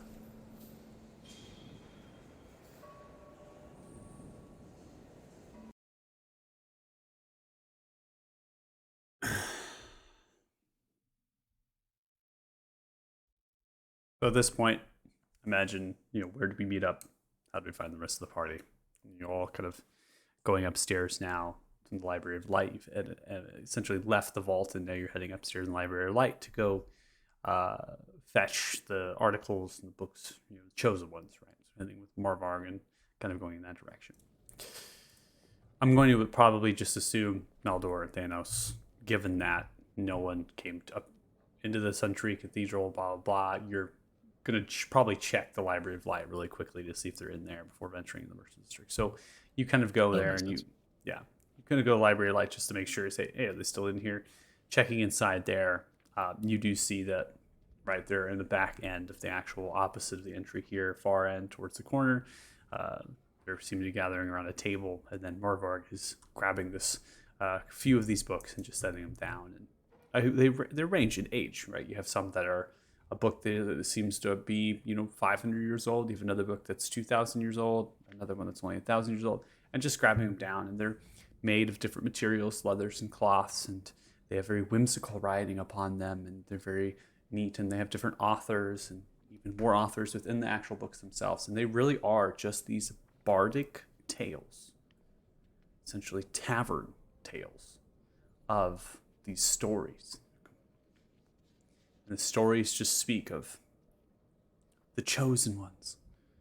They use them in capital letters, and stating that they came in one day to the Windbreaker Tavern, swaying and tossing coin around, frivolously stating what they've done, slang of this hideous Hydra, swamplands, and just these things just continue, and you're pulling back the pages and you're seeing them referenced over and over again. I need those who are looking at these books to please roll intelligence checks.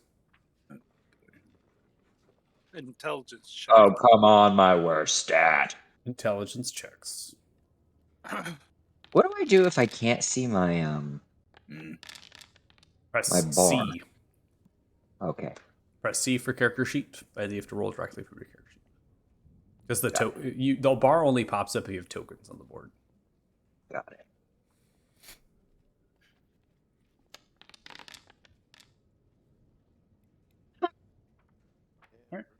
Apparently you were inspired.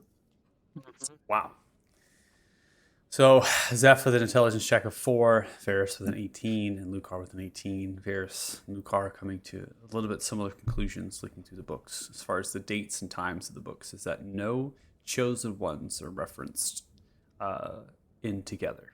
Simply stating that according to these texts and the way that the timeline is now being produced, is that the chosen ones happen every some odd amount of years, separated out by at least one lifetime.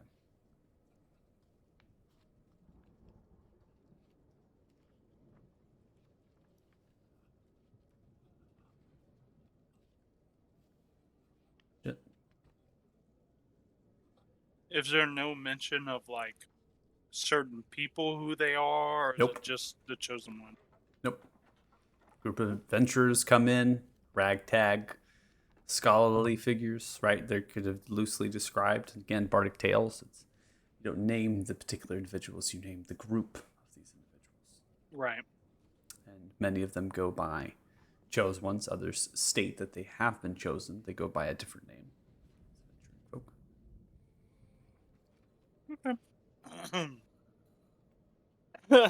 Yeah, this is Not that helpful. Not like everything else so far. Oh, like I said, it's more fictional tales. I appreciate you showing this to us. Oh, you're welcome. Although, and then this one, I'll say telepathically to Lucar, I'll say, you notice how it's about like every lifespan, there's like a new group that shows up out of nowhere?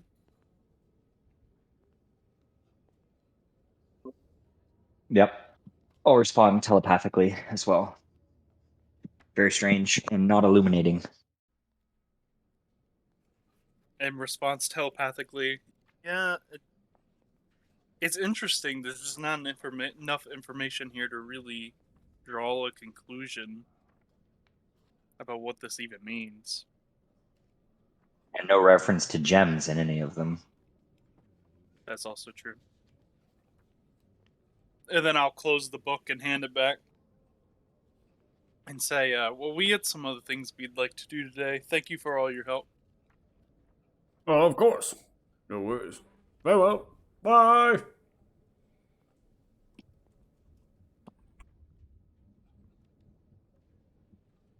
Okay.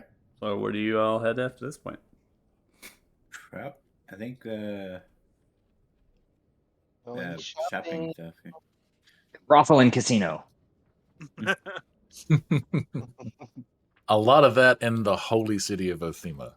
What is Going for a brothel. Eh? what's the place with like magic items and stuff? That was the Emporium? Silver Falls Emporium.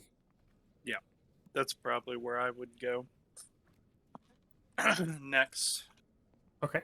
Are you all staying together as a group, or are you separating out? Yeah. I assume we ran into these guys like as they were finishing up. Okay. So staying together and going all to Silver Falls? Yep. Sounds good. After that, we should go to Rudolph's, though. I would like to try my hammer.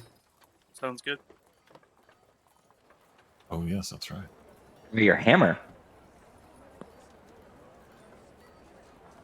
Yeah, his magic smithy hammer. Yeah, you might not have been here for that session. I have a nice... He's a magic blacksmith now. Mm-hmm. Fuck Um, yeah. I'm gonna And that be hammer is AFK for 2 awesome. minutes. I have to go pick up my food. Okay. Yeah, and while we're walking, wherever towards the Merchants District, I just tell everybody about the invitation to join the Adventurers Guild or whatever, and how we can eat and drink there later. Okay. So passing through Othema, you head south from the Holy District, getting into the Merchants District. So the first thing you note as you come into this area is the streets themselves are wider, noting from, obviously the main road from the entrance towards the Holy District is the largest road, 25 to 30 feet in width, and then you have a large sidewalk. But these roads are intentionally larger with not a lot of sidewalk, as there's quite a bit of horse traffic and wagons and things that come through here. Essentially, individuals that are making their way over to the greenhouses, these massive kind of dome quasi-hut-like structures made of glass and metal towards the south side of the city, or the foundries. So there's multiple different foundries here smelting of ore, and so there's a large plumage of smoke and swelt and things that are accumulating in this particular area. You continue past that and you get into the heart of the Merchants District, which the housing itself of these structures becomes quite tighter. Many of them 2 stories, even can reach 3 stories if there is, and essentially serves as maybe loft storage above, and then a showroom and piece of the below if the people own the establishment. And then you have rows, right? Essentially you have the row of blacksmiths and fletchers and traders, and then you have also groupings of potentially guilds and traders that come together, and they have their own kind of quarters and things they have pitched up and straw coverings and other sorts of canopy-like roofing. So there's a great mixture of different shops. And as you pass by, obviously the legend is giving you an idea of what they're notable-wise, but there's Fletchers here. There's tailors, there's leather workers, there's all manners of different things here. Again, this is a city, so you would need individuals that are capable of this trade, and some of them would have permanent residence and permanent trade here. Others would be more temporary. So you're heading towards Silver Falls Emporium, which is actually one of the larger structures inside of the Merchants District. So The main part of the Emporium that people are going to shop through is a 2-story kind of glazed and metal etched window shop, brick stone with a clay tiled roof, accompanies a solid stone foundation. Its double wooden door, squared pocket windows, is met by a stone staircase about 2 feet from the city's level. There are planters and things with snow thickets outside, and the entire shop itself is an extremely large space. It seems to be quite wide, quite long, and then on the back end is a 3-story level warehouse, right? It doesn't have levels in it, but it's equivalent if you had another level stacked on top of the shop, right? That's what it would look like. So the warehouse is in the backdrop. It is clay tiled as well, as this kind of reddish clay.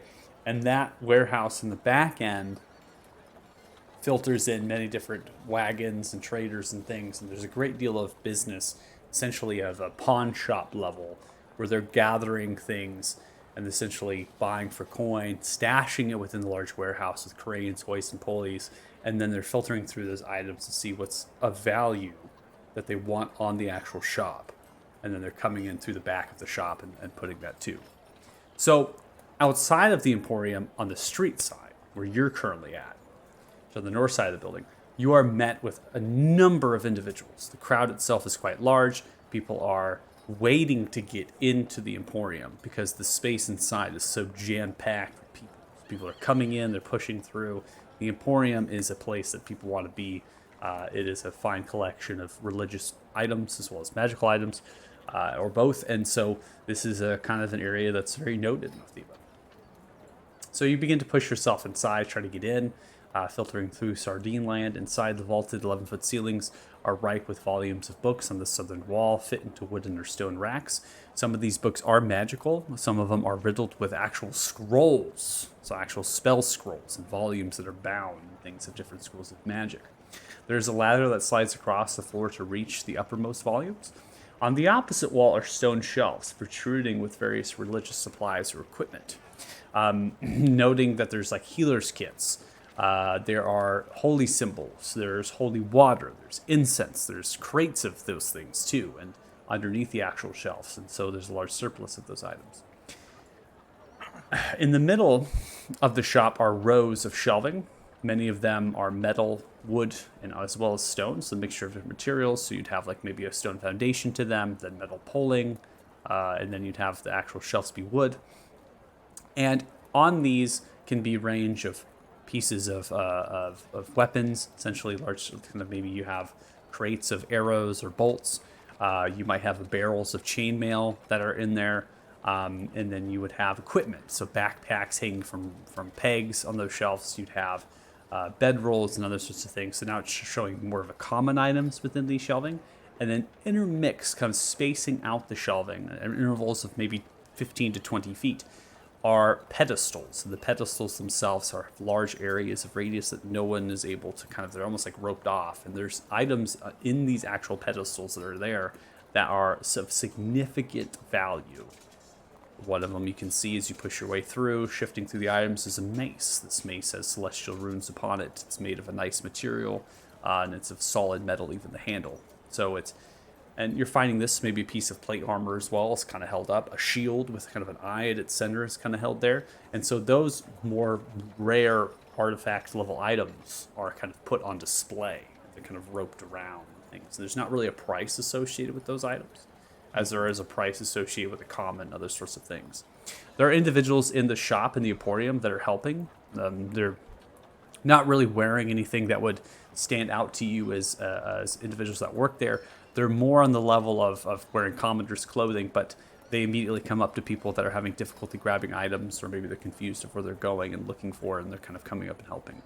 One of these individuals, which is actually giving out orders to the rest, appears to be a kind of a mountain dwarf, a male mountain dwarf. It has this blackish hair with these greenish eyes, and then has twin braids that fill into 3 towards the end. So it comes into a twin braid, and then that splits into 3, and that's held by a brooch and a couple of different circlets and things.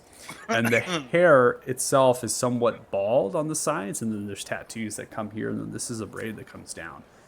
They're wearing a beautiful silk blouse, greens and blacks, a leather vest that comes over that. There's many different pouches and things, and a satchel as well.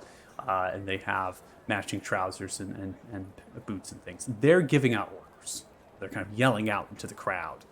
And then they're yelling out into the warehouse as well, telling them to shift through. And you see that there are two semi-arched things that go into the warehouse. And then there is a counter space in front of that, large kind of stone slab, metal reinforced. Serves as kind of a counter. There's individuals that are exchanging coin. There's weights and counters and things. There's also little knickknack items. You imagine like a gas station, right? You'd have those like last minute kind of purchases there, little stands and things. Impulse buy. And then I noted this is a 2-story structure. And so above the counter space and then fitting into the warehouse is like a landing that goes through both spaces. And that's met by a staircase to the left side of the counter, roughly 20 feet away. And that's met by a wooden staircase that comes up to that landing and then has similar semi-arch entrances above the ones below on the same landing space, suggesting that there might be a balcony or railing that goes around the warehouse and then you can get to from. So there's individuals walking up there as well, grabbing barrels and sacks and certain things, and they're lowering them down with hoists into the shop floor. And so there's a whole elaborate mechanism how they're transferring supplies and things inside.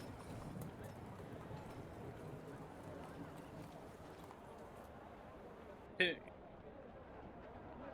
And then you said there's assistants like walking around, right? Yeah, there's you can obviously go up to the dwarf if you're wanting to, which is nearby the counter. To see, you can talk to maybe that if that's the Silverfall dude. You could also try to find some random person that's helping around, right? It's your choice. Or you can shop yourself. You can shop yourself too. Random person that's off to the side. Random person, okay.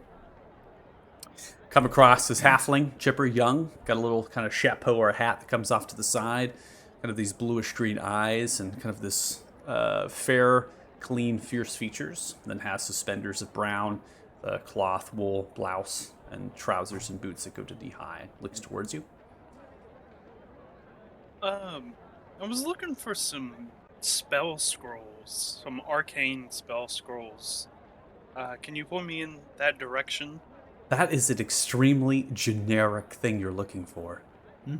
Well, I don't know what spell I want particularly. I just wanted to like look at. Does this look like a library? I can't help you any more than that. You got to know the spell you're looking for, and then I can assist you with that. All right. Do you have a haste scroll? How much coin do you have? Like 300 gold pieces. I think gonna get you a haste scroll. It's an advanced arcane spell. Okay. 300 gold, huh?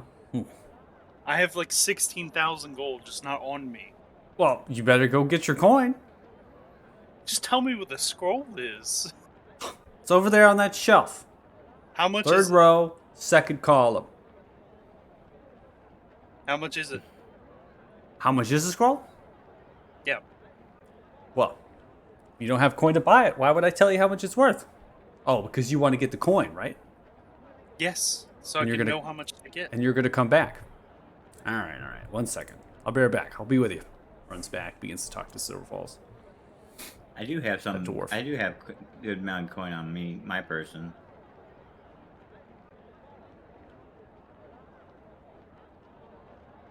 I was gonna say, did we not have the gold on us? I thought we all. I thought you had the gold on you, but he's acting like he Yeah, doesn't have it on him.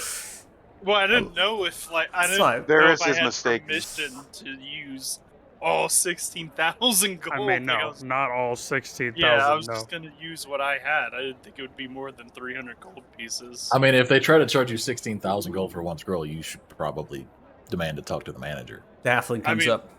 All right. Looks like it can part ways 350. Okay. you make that happen? Hold on. I'll walk back to my group to leave him waiting. More out of the spirit of fucking with him than Power actually play, I anything like it. else. Yeah. So I have an idea to help boost the group's damage output in battle. I don't know if y'all have ever heard the haste spell. Oh yeah, I've heard of it. Yeah. How much they want? They want 350 gold pieces. Do y'all think that's worth 350 gold pieces? I would think so. That's one of them.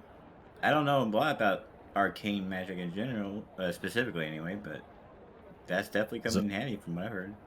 Is that a lot of money? Depends on It's a what all lot. you It's a buy. good amount of money. I mean, what level spell is it? Third. Third. Sounds kind of cheap. It's probably a commonly used one for our people with arcane magic. Yeah. Okay. I was gonna. Can I also borrow like another 150 gold from the like group fund, so I can buy stuff to copy down these spells? That seems Yeah. reasonable. Okay. So I'll pull that out of the treasury. You know, it's also worth asking. Actually, I mean, I can ask. It's just, do they really expect? Do they expect us to buy each individual item by themselves, or can we just like, hey, let's start a pile. We're probably going to buy all of this. I mean, I don't know. Is that how y'all want to do this? Yeah, we should Well, probably that's just the pay reason I for was everything asking. at once, right? I mean, the reason I was asking is that rather than always getting money separately for anything individually we want, we Okay. can just have them say, "Hey, could you add this to the pile? We'll all buy it once we're done." Okay, I'll. I was gonna say, like, out of character, I think that's the best idea, but in character, Tegan's very greedy, so it probably makes sense both ways to keep the money away from Tegan, and just to have that to just better the party in general.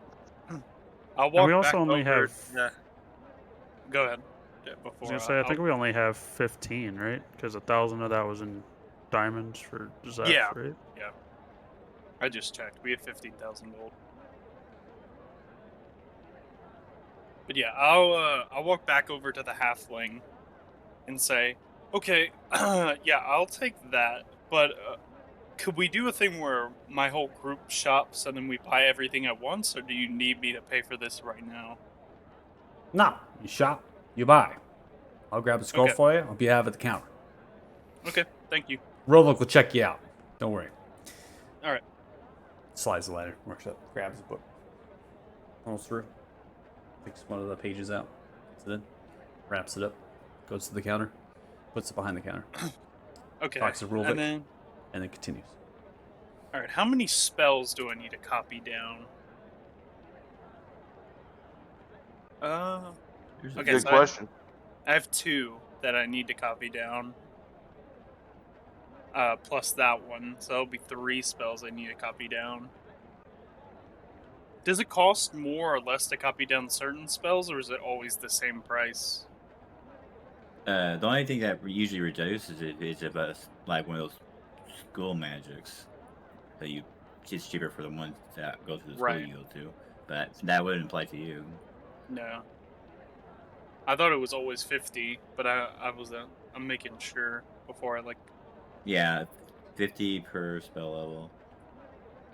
25 is for the school thing I was mentioning. Oh, it's 50 per spell level.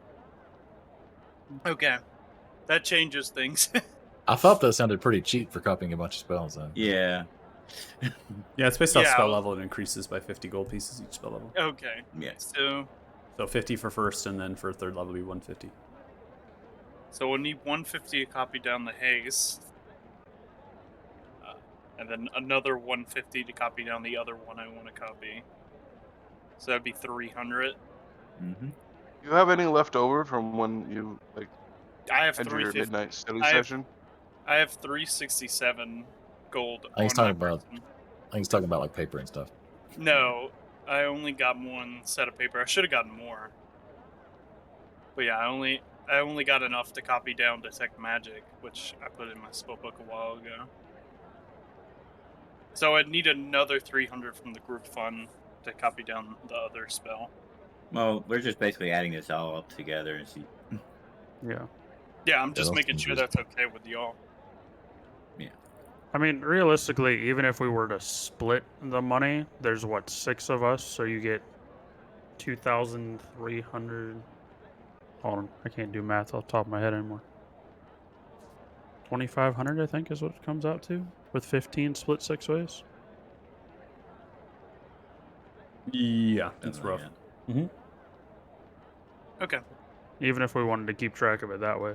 Yeah, I think that we'd also, if you also, we don't need to roleplay this if you don't want to until we get to like role. If you just want to tell me exactly what it is you're all trying to aim to get, then I can start creating a list here.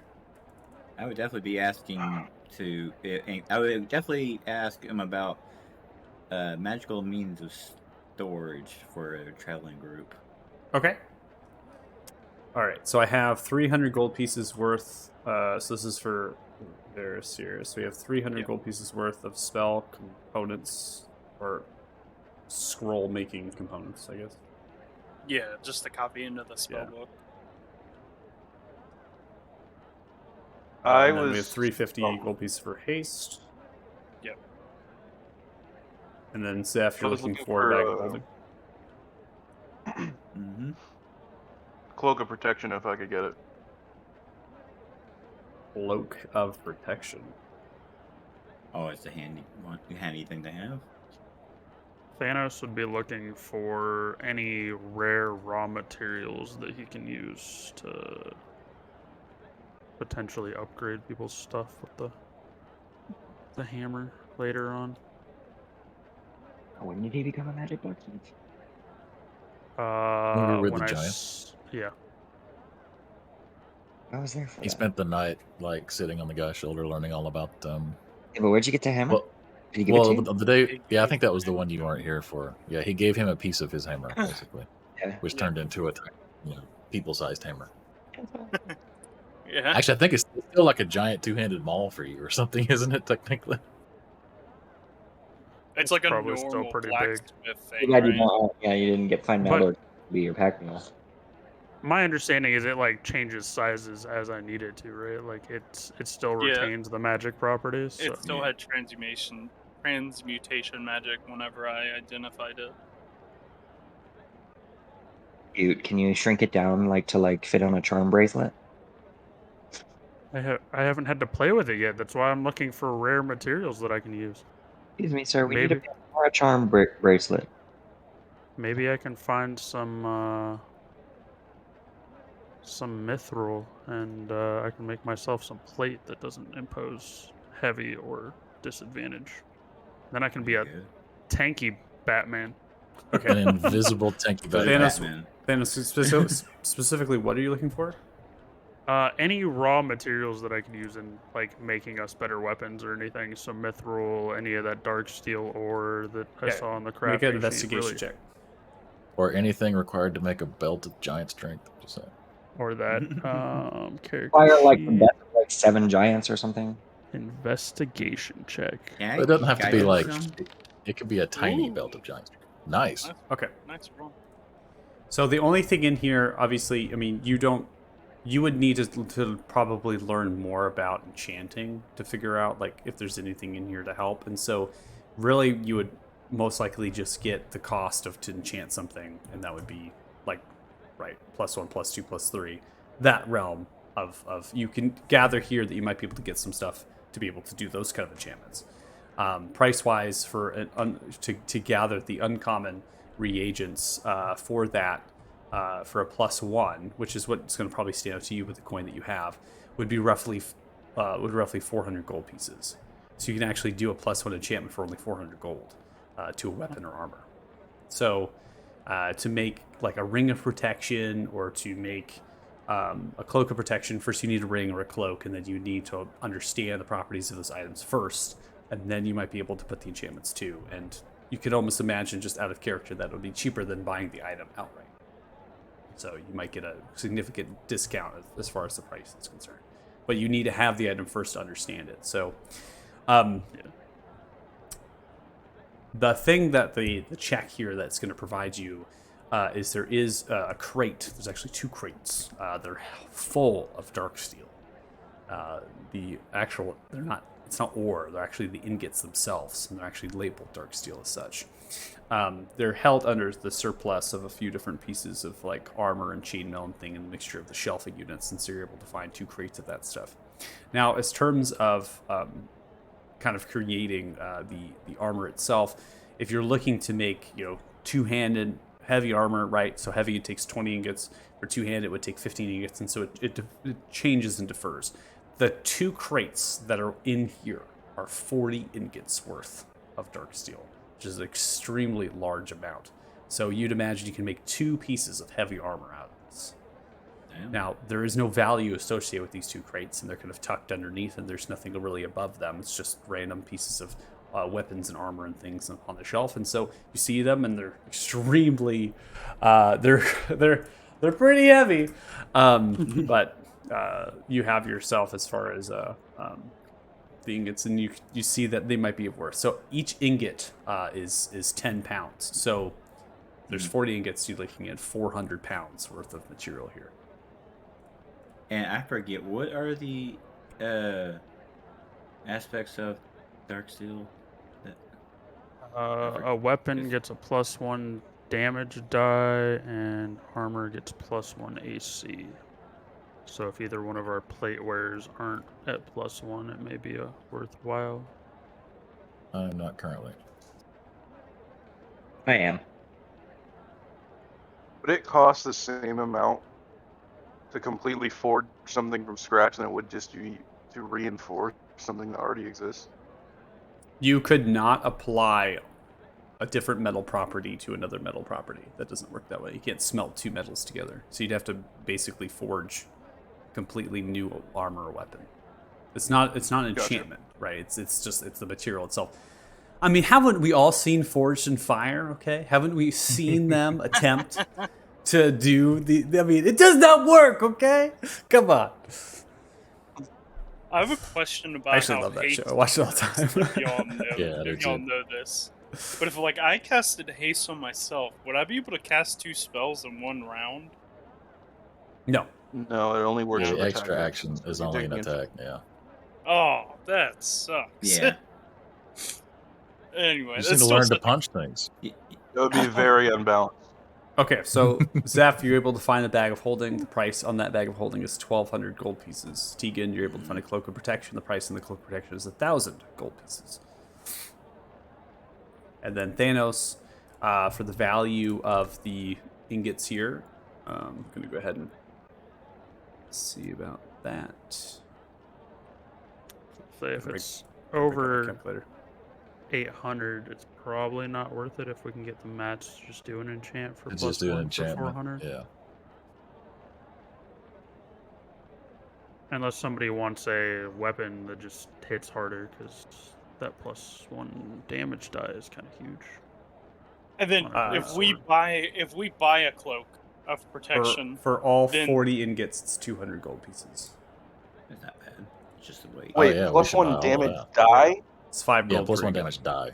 1 damage die. Correct. What? I thought it was just plus 1. No, it's an that's additional why I was damage die. saying. Yeah, that's pretty Yeah. huge, especially for Yeah, like, a heavy dark steel hitters. greatsword would be pretty nasty, like with Yeah. great weapon master and all that stuff. Again, this is not an enchantment. It's just metal. It's just the metal, and so the value of that is reflecting. The ingots are not magical, so it's just a different type of metal. that exists in the world. so like if we buy a cloak of protection, can Thanos recreate that once he's gotten like a good look at it? Once Thanos has kind of spent night with it and understands it and works with the hammer and attempting to enchant, would know the properties of it, and potentially finding the reagents, could make a cloak protection for significantly less value. But, probably half the value of what 1,000 is, so 500. We should just buy one then, and then try to get it. It takes in time. I later. mean, that would take time as well. Think about the actual physical time here. So we'd be Yeah. That's true. in the fine city of Othema for quite a while as Thanos, making armor, enchanted weapons, making cloaks He's of got a protection. whole new job now. Yeah. We might as People well be just like, buy a "Where'd Thanos shop. go?" What? Thanos' what is it called? Thanos' Adventures. And this will be Thanos' shop. Thanos' life from now on. Invisible that? arms. Thanos Is retired. does Invisible anybody arms, watch Viva La Dirt league that they're on YouTube? They have a channel. They do a bunch of like NPC Man is one of them. They do also play Dungeons and Dragons. They show that, and they have the Witcher series. Viva, yeah. Yeah, you know what I'm No, saying.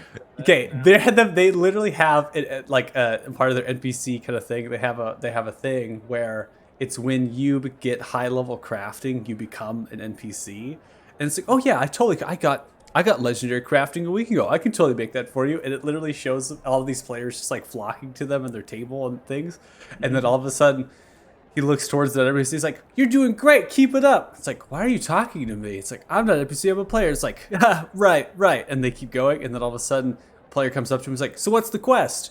He's like, "What do you mean quest? What's the quest?" And the person just like looks up and sees like the exclamation point above their head. They become the NPC. They become the NPC. That's Thanos. Oh, Yeah, no. that's Thanos now. Anyways, really fun stuff. Sorry. So that's good. so Dude, just- yeah, The that- grub is it's not that it can't happen. It's just that it's going to take time, and then you also need a shop to be able to do this. I mean, you can't just do it anywhere. You can't enchant something, so you need to have proper space and proper things. So if you're attempting to enchant, you might have to try to, get some And they- space, Yeah, put I mean, some my space in the thing row, is- right? Kind of thing. Go that to I the would- Commoners I- Guild and see about it. My thing is like, how much gold do we want to even spend? It depends on what they have. I mean, Like, doesn't it's- matter. What else are we going to Like use it's it on? not. It's not so much that we want to have a cap. It's more like, well, how useful the things we find are. Like, if Because I think that I really could determines- also use a cloak of protection, but I don't know if I should ask for that because I'm already spending gold on the well, spell. let's and stuff. assume you get it or want to get it. It can add to the pile, and it's ended up being more than we want to spend. We just start taking stuff You can always out. pull some back, yeah. Okay, yeah, let's do that then. Should we, all right, so I had another cloak of protection. Should we look at maybe a few health potions or something just for emergencies? Yeah, Oh, yeah, definitely. Probably not How that much many, because I Damage mean, you guys take, yeah. I would literally also- everybody can two heal. healing practically, word users are like. Yeah, we've got. Yeah, I wouldn't buy a Full lot, just like caster. one or two for emergencies, maybe. well, the thing, And- probably why I would want one for me, just like one, because I usually stand far away from everybody, just like in fights. So if you don't have the range to hit me with a healing word, I could still pop You a get 60 feet. potion. Yeah. It's- What, okay. Healing potions are always useful to have as a backup. We So you should just- probably No, for sure. How much are you going to spend on potions for healing? How much? Probably not. standard would be like what, 50 gold? I think it depends.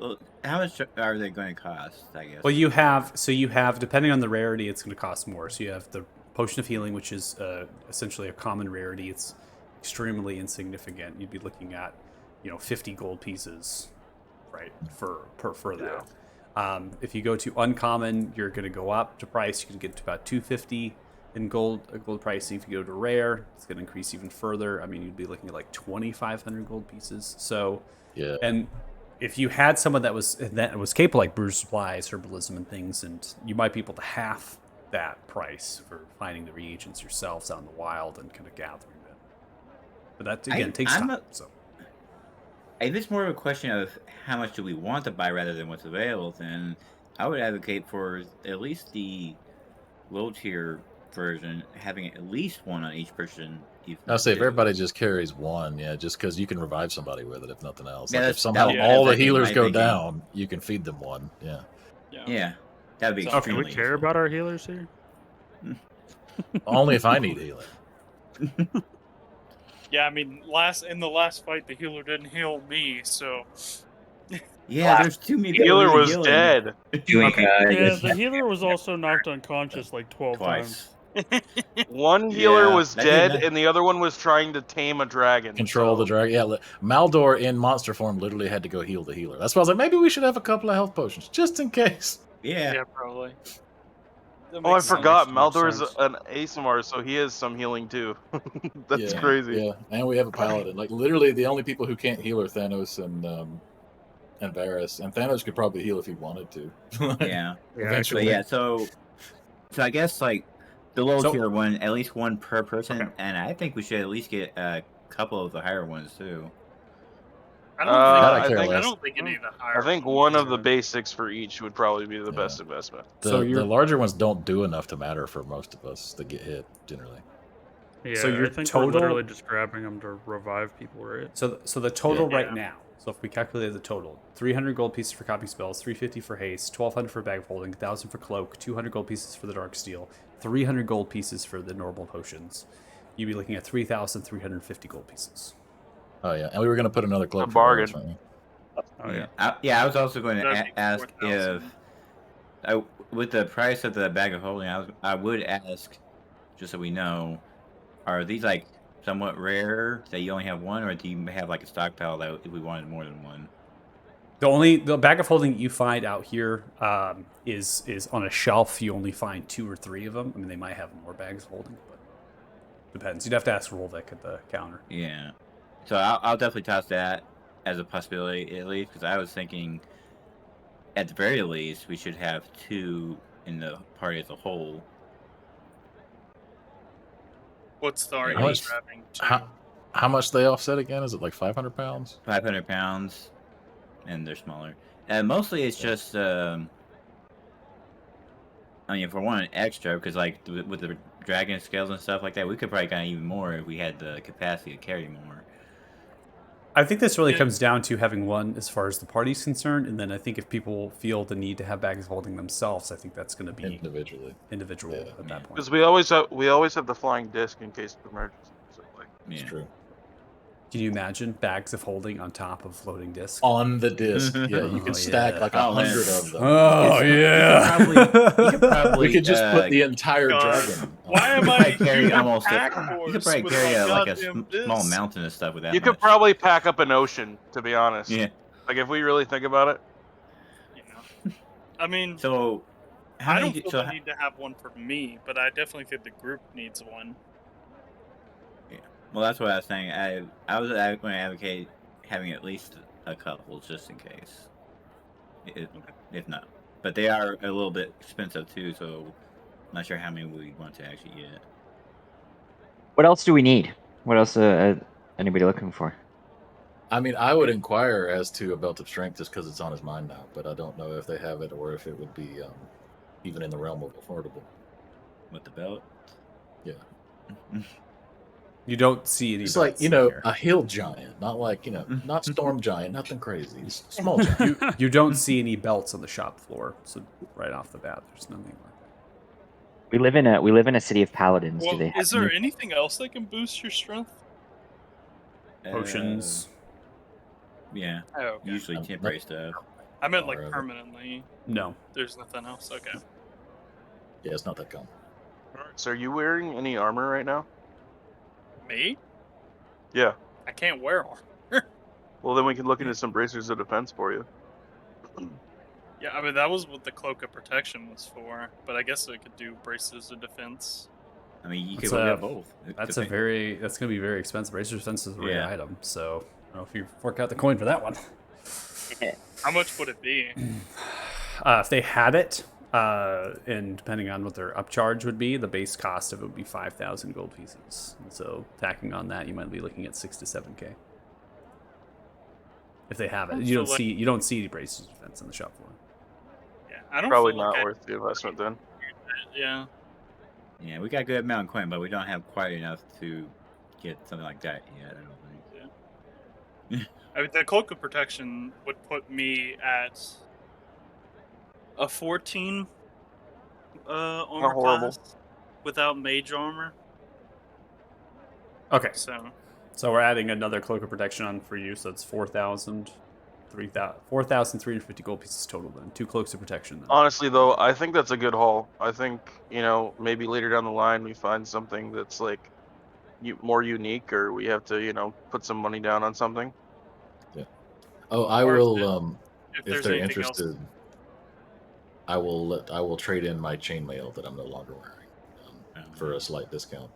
Mostly, I'm just about to drop it on the floor. So if they'd like to give us money for it, They won't. That's great. They won't take it for money. So yeah, you can fine. try. You can leave it I there, just- or you can take it to the I just- blacksmith Rudolph's and see if they can. Yeah, I guess we could try. I realized I was still carrying it. I'm like, man, this stuff's heavy. Yeah, Rudolph might give you some coin for it just for the raw material, but here they can't really pawn that off. So seen too much shit. Yeah, it's got icicles sticking out of it, and How many It fucking survived- how many chain links are broken on this? Fucking Yeah, dragon teeth Survived the claws. fall from heaven. The- It literally That's survived literally the fall from armor he heaven. fell. Yeah, that's literally. Yeah. I'll also ask, just as if they have them available, do they have any like of the poison antidotes or antivenom, things like that nature? No, they don't have any things of like natural remedies such as that for like antivenoms, whatnot. But they do have like potions of like lesser restoration and other sorts of cures for like in that regard. Those might also be useful. Yeah, probably. How much would those be? So as far as that is concerned, so it would essentially be on the same pricing of a scroll. So for lesser restoration, let's see here.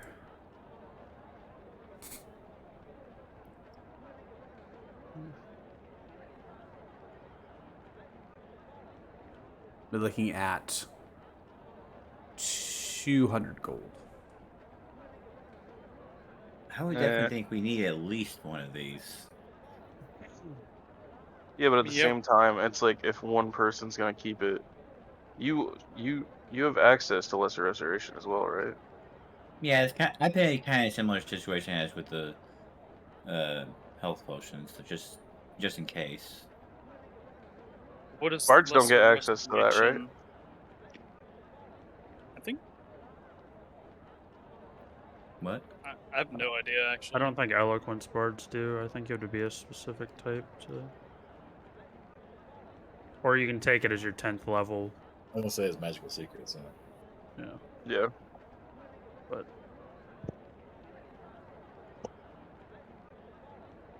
But What'll how be the much play? are they? How much is it? 200 gold. Oh, right. I mean, Zeph, if you want to buy one, go ahead. I mean, yeah, I mean it's 200 gold. Like, whatever. Yeah. Like I 200 said, I gold, figure whatever. it's good to have at least one, just in case. Aldor's like money. Sure, have want money. they just merely metal to me. I have no value to these things. How That's many okay, money is it? Maldor's- Like, it's- about to get a nice little +1 plate set. Can so we it's get a fine. discount because we're buying so much shit? We'll work on that. This is probably small potatoes. Michael's like, sure. Absolutely. You want to try to get a discount from Rolling Silverfall? You haven't even I mean, met the come on, character we're- yet. We're gonna we're get the characters coming up right now. So- Tegan, you negotiate. Who's got the highest persuasion? Definitely me. Again. I'll say probably the eloquence bard. Yeah. I mean, I have a +4, but that's probably not as high as I have a yours, plus so. 11, so go ahead and Yeah. sit down, Can't bud. roll below a 10. So Dude, also, actively, if I know we're about to wrap up, maybe I could get a guidance. I don't think I'm gonna need it, bud. Can't If hurt. he's able to be persuaded, he might just never give discounts. all right, so we gather the items up. Eventually, we get them there. Maybe getting assisted as well, getting the items behind the counter. Eventually, they're putting them in crates and certain things, right, to collect. Obviously, the 2 large crates of the dark steel that are there, massive amounts in its weight. You have crates of the potions, kind of knitting little bits of hay and things are in there to help out with that. We obviously have the 2 cloaks of protection laid out in the bag of holding that's there, and then you have your kind of plethora of copying supplies, papers, and other sorts of gold accents and flakes and things and vials and small stuff that you need to be able to successfully copy a scroll over. And then you have the scroll of haste that's been wrapped up. So it's all there. And we have Ruvik Silverval that comes by the counter. Many rings cracking the knuckles of gold and silver and other sorts of precious stones. An amulet with a drunken taker that's slightly tilted down. Looks towards you. This, again, the twin braid triples into 3. Stirred eyes. Looks like we have 4,550 gold. Yeah. Fine. You said 2 bags, right? Oh, that's 1 bag of holding. Oh, can I get 2? You want 2 bags of holding? All right. Grabs out the scales, Yeah. begins to. If nothing else, I figured at least one of them can be dedicated ingot storage. That's 400 pounds, right? That's fair. Begins to weigh on the scale. Looks like we got 5,750 gold pieces then. Anyway, we can go lower with that. Who's paying? Hell no. Looks like a fucking charity around here.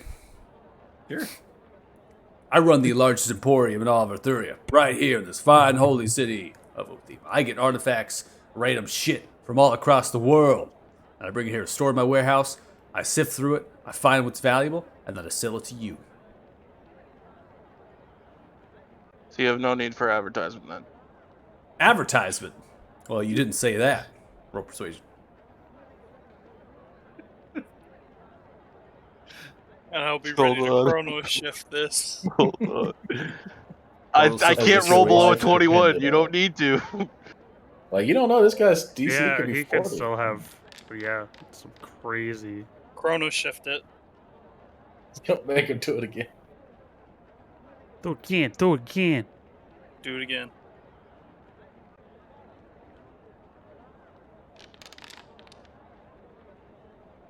Can't roll. Never mind. You can't roll less. 21. Would I have been able to guidance him? Crap, you guys stated before the roll. We talked about this. If you're gonna guidance, you go, I guidance. Just say it. Then No, I just, said that earlier. That's what I was saying. Yeah, he did. but He said that's- You did, right? You did, but you said Yeah. you had a little statement extra to it. You had a little statement extra. Give me a D4.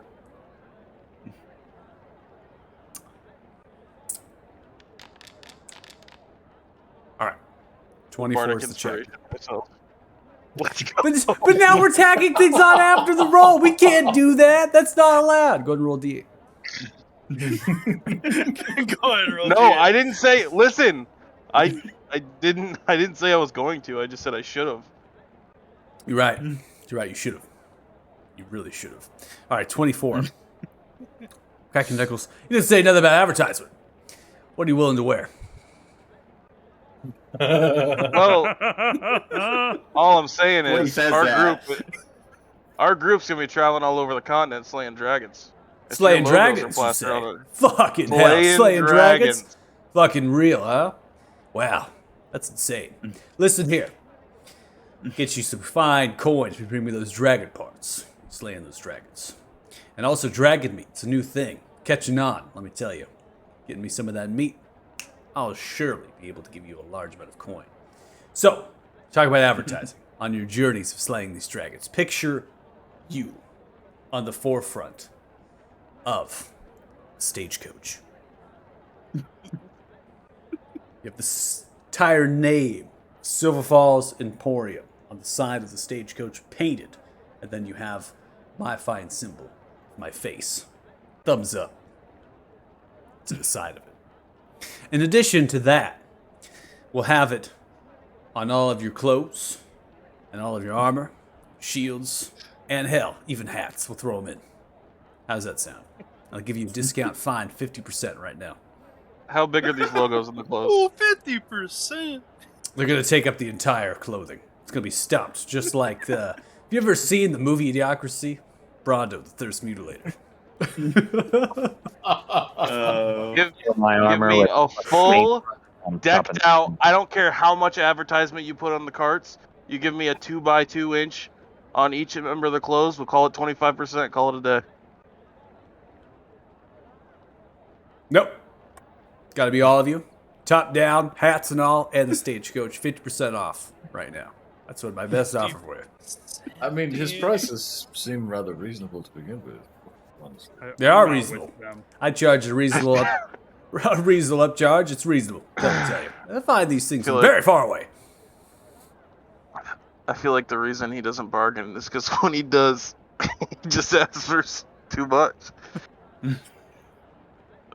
Oh man. These So types what? of negotiations, people often forget that the person with the goods has all of the leverage.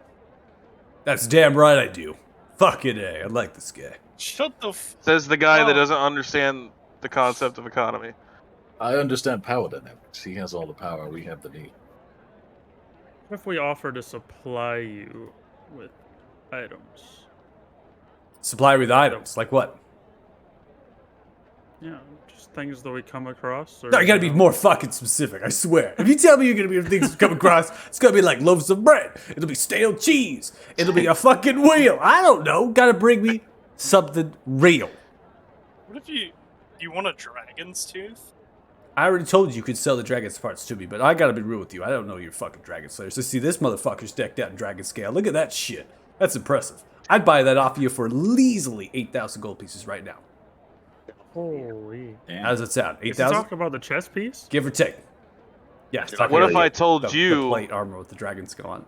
I have connections, one of the up-and-coming blacksmiths, one of the best in the entire continent, with some very high enchanted smithing gear that Really? can establish a partnership to make you some About to be dragon an armor. indentured You- server. Wait. We could You have said a- something we could about have a- smithing gear? Listen, right? Let me see the smithing gear right now. Where's the blacksmith? It's right over there, my pale friend. Oh, this one is talking about selling me some random shit. I fucking love it. You all are a great hoot. You know what? You want to work here? I'll pay you 2 silver a week. Yeah, you couldn't afford me. Couldn't afford you? Oh, dog. You'd be surprised. All right. What kind of smithing gear you have? Lay it down. I want to How see it. much are these people getting paid over in the back? Oh, they're getting a lot more than I just offered you, let me tell you. I'll go ahead and pull out the hammer. Ooh, However, look at I'm this not gonna sweet shit. give it to him, but I will hold it out for him. Holy sweet shit, he says. Got some giant runes on it. I bet it comes from Thrym itself. Let me tell you. I'll give you 10,000 gold for it right now. This is not for sale, but things that I make with It's it not. may Oh, things that possibly you be can for make? sale. How do I even know you can use it? Do you speak giant? Speak some giant for me. Let me hear it. You know, That's right. that's You a fair fucking point. can't. Call it. You know how I know? You know how I know? Because this fucker's a dragonborn wearing white dragon scale. That's some fucked up shit. So. So you got this hammer. You can enchant with it. That's great. You make me something. Something that's enchanted. I inspect it. Get a couple people in here, maybe from the Crystal Miner, to look at it. They got some great appraisers. And we'll come to a value of what you can sell me. But if you want a discount for shit that I think you could make, no, it ain't going to happen. 5,750 gold pieces right now, and then I'll buy whatever dragon parts you bring me, if indeed you are dragon slayers, and whatever you make with that fine-ass hammer. Would you rather have the raw dragon parts or goods made from the dragon parts? I don't If we give a can shit. establish so we can make them. Fuck you want it, I don't care. Why do I care? I just care about the product you're going to give me, and then I'm going to give you a price for it. I don't care about the middle thing of I'm going to make something out of it. You do I what think you we're want. past the discount. I think we're talking about partnership here. Partnership, huh? We could supply you dragon parts. We're gonna have a lot of excess dragon parts coming up pretty soon. How many dragons do you think we're going to be killing? Fuck it, I don't give a shit. The Lord told us about at least 18 of them, not fucking 4 hours ago. I guess that was still today, And that's wasn't just it? on this continent. Well, 3 has a lot of fucking dragons, I can tell you. Not as much as it used to be. Only one dragon on this continent that we can't kill. Who's that? Somebody. Oh, somebody. You're so weird. Yeah, tell God, shit. dude. Oh, I can make things, but I can't speak giant. I wear this armor and I kill dragons, but I don't know which dragon I can't kill. You know what? I've had enough with you all. I got customers to serve, and this shit's going way too far. I just give him the gold and walk out. I just fucking Give me the. You just hand the gold over. yeah, it's just good. We're done. We're Pleasure done. doing business. Come back to Still Falls Support any fucking time you want. All right. You're a hoot. Thank you. You're welcome. All right. Jesus Hand Christ. over 5,700 gold, and you walk out. Just talk me in circles. Yeah, we just scoop me hand up, that and spit over. me It's out. a little baggie.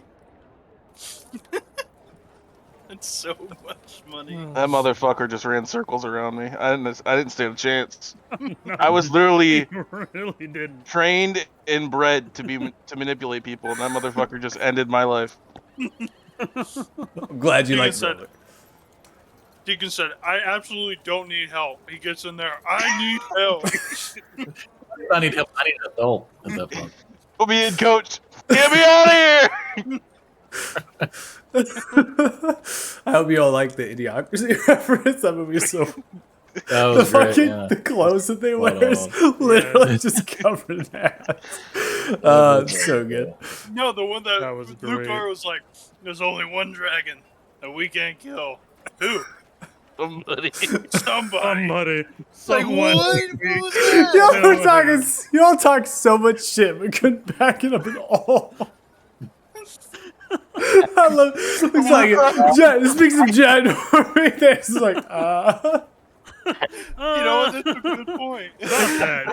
I oversell Thanos so much.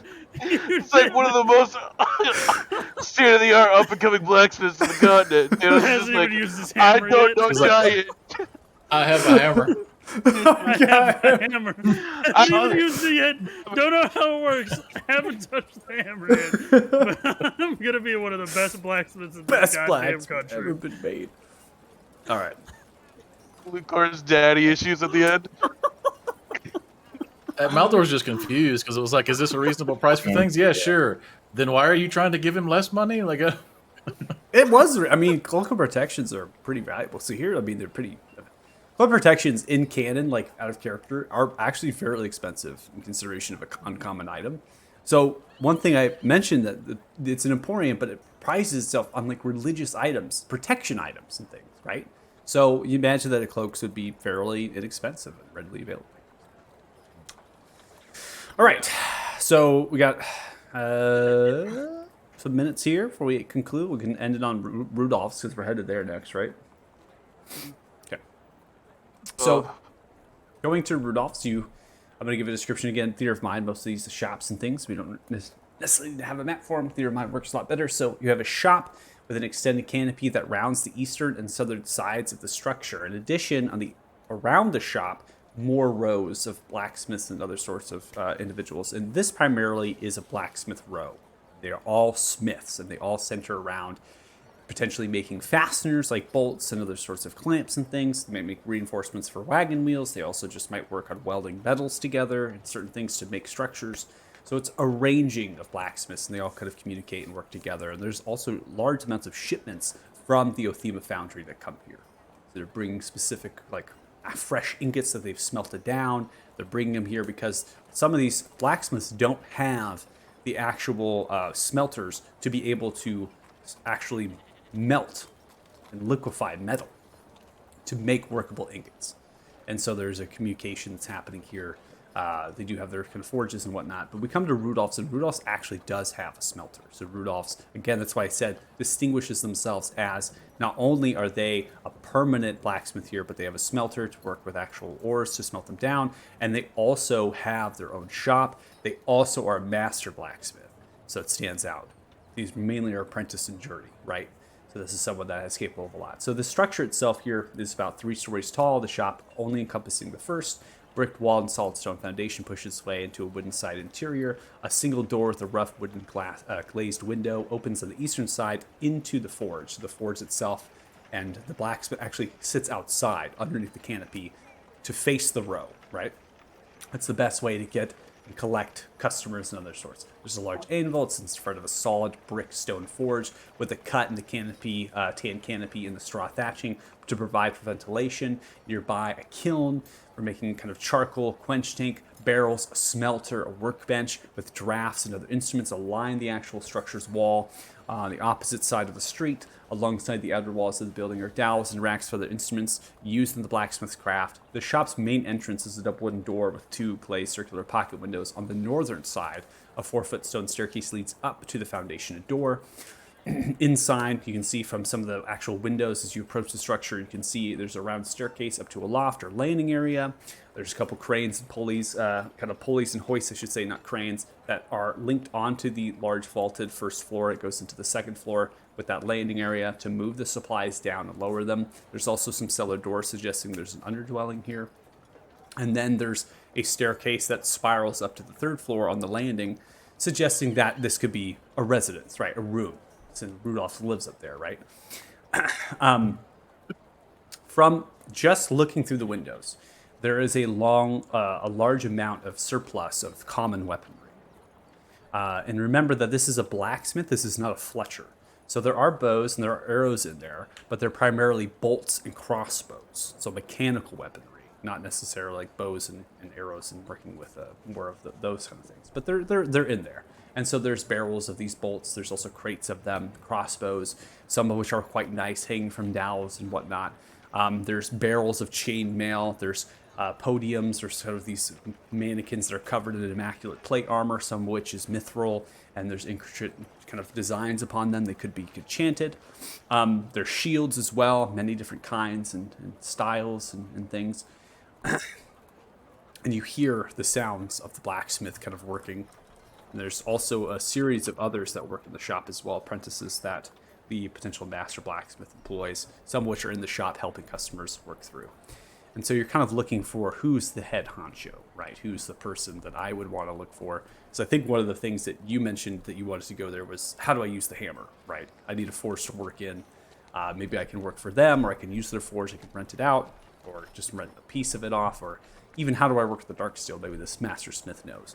Just getting some ideas. So I'm going to go ahead and pause. Lower the horse traffic down. Ground itself down. What's this? Okay. Let's get subside. So you see a tall, 6'5" human, darker complexion, has these purplish black eyes, fit with black leather bracers covering scarring. Human has thick shoulders and chest, wears a piece of matching leather apron, belt fit with tools. Underneath the leather vest sits on top of a dirty tan cloth blouse, black leather trousers and boots company, as well as a belt, numerous amounts of tools. They are ordering the apprentices, working with them and attempting to make this great sword, pushes them out of the way, shows them how to hammer through, and then hands them a hammer and kind of continues their work and just watches over it. So that's what you're seeing when you kind of walk up to the shop.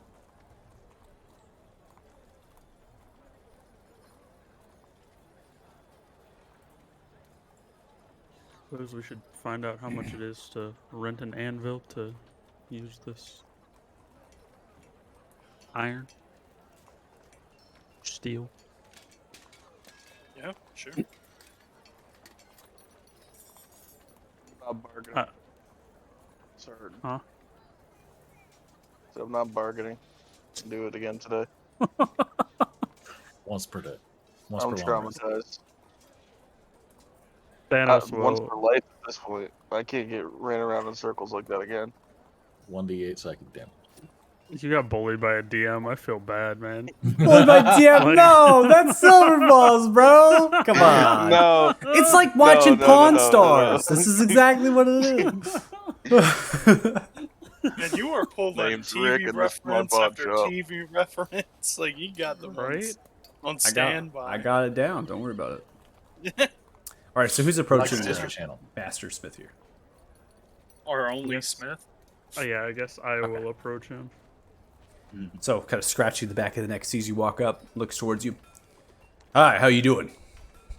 How can I help you? I was hoping that I might be able to rent an anvil from you. Oh, you looking to rent?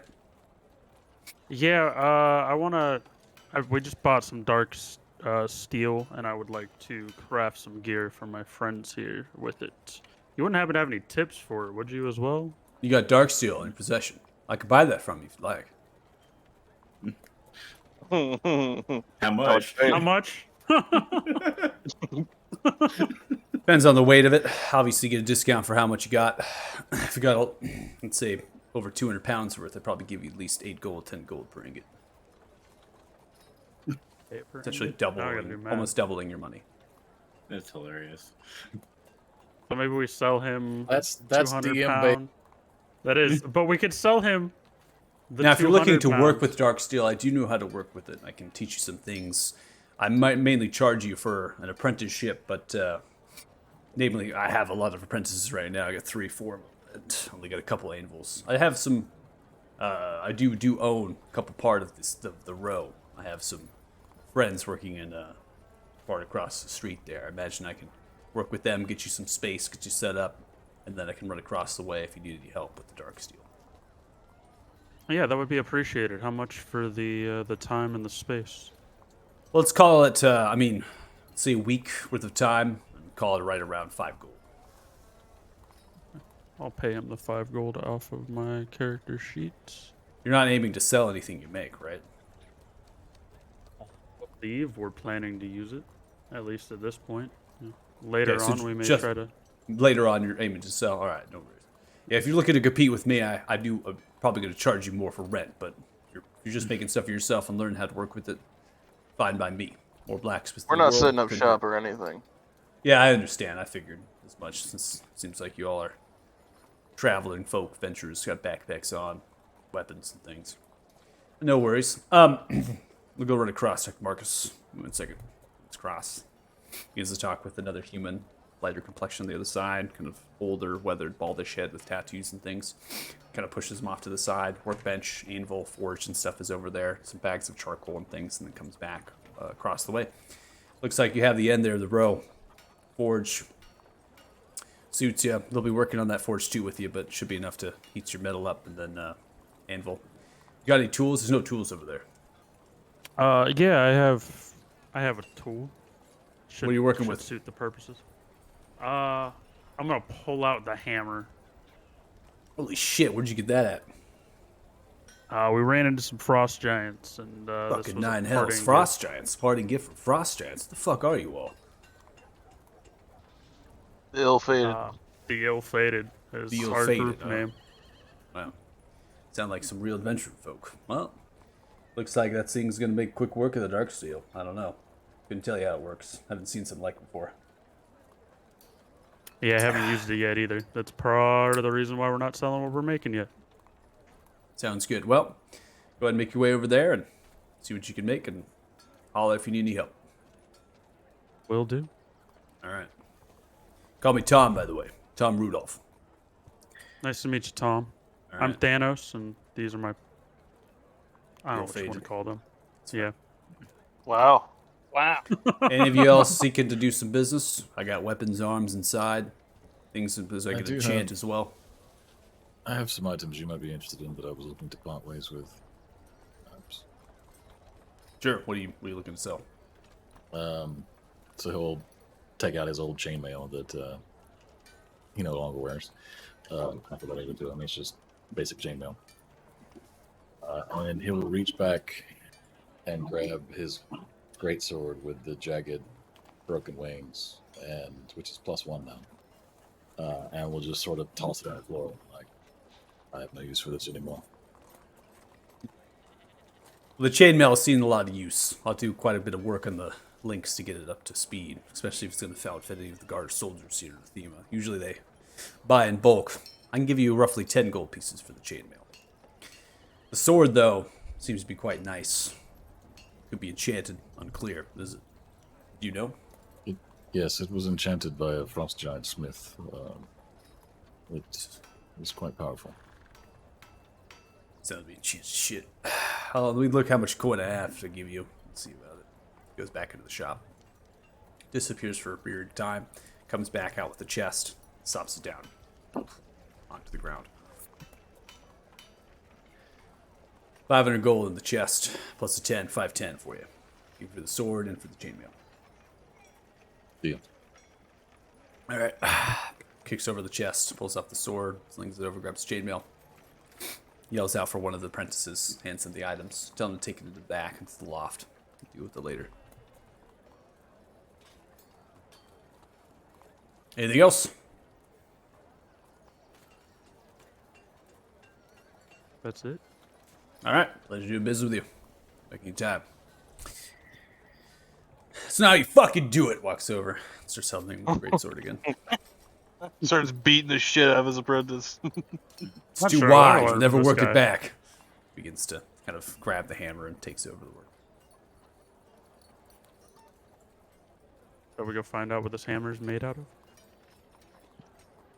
Sure. Yeah. I mean, I'll look you over got to a fucking Maldor. week to do it, I guess. So go ahead. Maldor, Oh, you yeah. didn't want to keep the sword? I have no use for it anymore. I thought it had sentimental value, though. As did I once. All right. Are you alright? Did your meeting in the church not go well?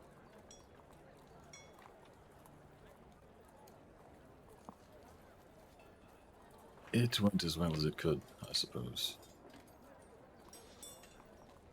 I was told that we are on a path that we are meant to be on. Not much else. But apparently, whatever it is that has set us upon this path resides inside of us. And there's not much we can do about it. Okay. Well, if you need to talk, I'm here. Appreciate it.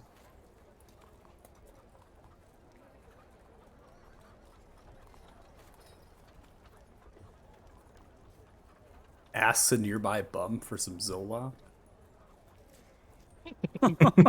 Roll perception, please. Shit. Man's actually about to find a drug trade going on here. Oh no. 11. You see a weathered We're doing this. old man with strings of hair cowled into the corner of an alleyway. See as you make your way, if they've just passed something to somebody walking by, come up and approach.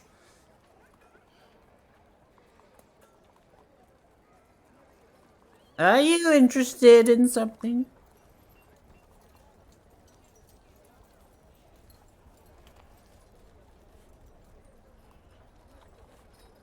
How about some mushrooms?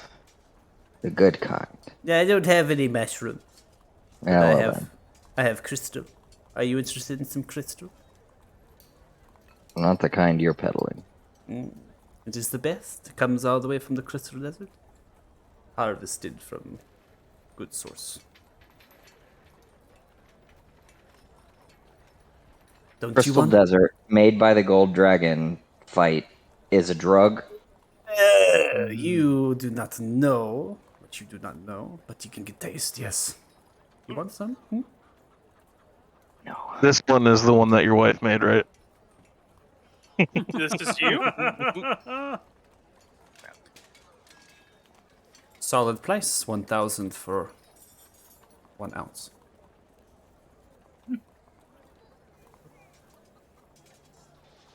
If the paladin buys a dime bag, I'm gonna lose it. No, I need some of that leaf that Pelu had. Gonna have a lawful good time. Fine. Like Get a out of chaotic here. good time. Shoos you Well, I'm away. chaotic, Mitchell, my friend. Puts the hood back over and hunches down and tells you to get away.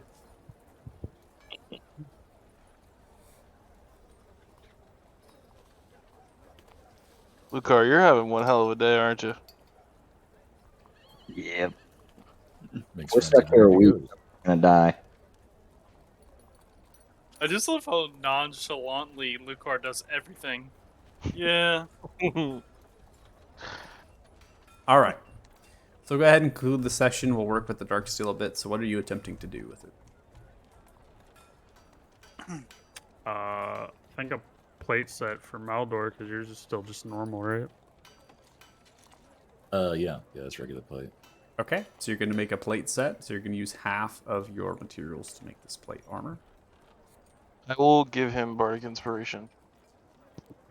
Okay. Good. Would this be something that guidance can help with, or is it too long of a period? You can put guidance on if you want for the check. I can tell you right now, based on the modifiers, that there is an extremely unlikely chance that Thanos will be unable to make this. The DC check of this is 25. And I've got, what, a 15 plus 3 plus 1. So, And then yeah. you're Plus going a to have D8. Bardic Inspiration and Guidance, so a D4 and a D8. The only thing that would stop you from making this is a natural 1. All right. Go ahead and give me a roll. And you just rolled 3 20s in a row against the dragon. And we got the Chrono Shift boy, if that's the case. Wow. Alright, go roll a And then D8 D8. and then a D4, Yeah. A D8 and a D4. which is going to be 25 regardless. You can both be ones and still get it.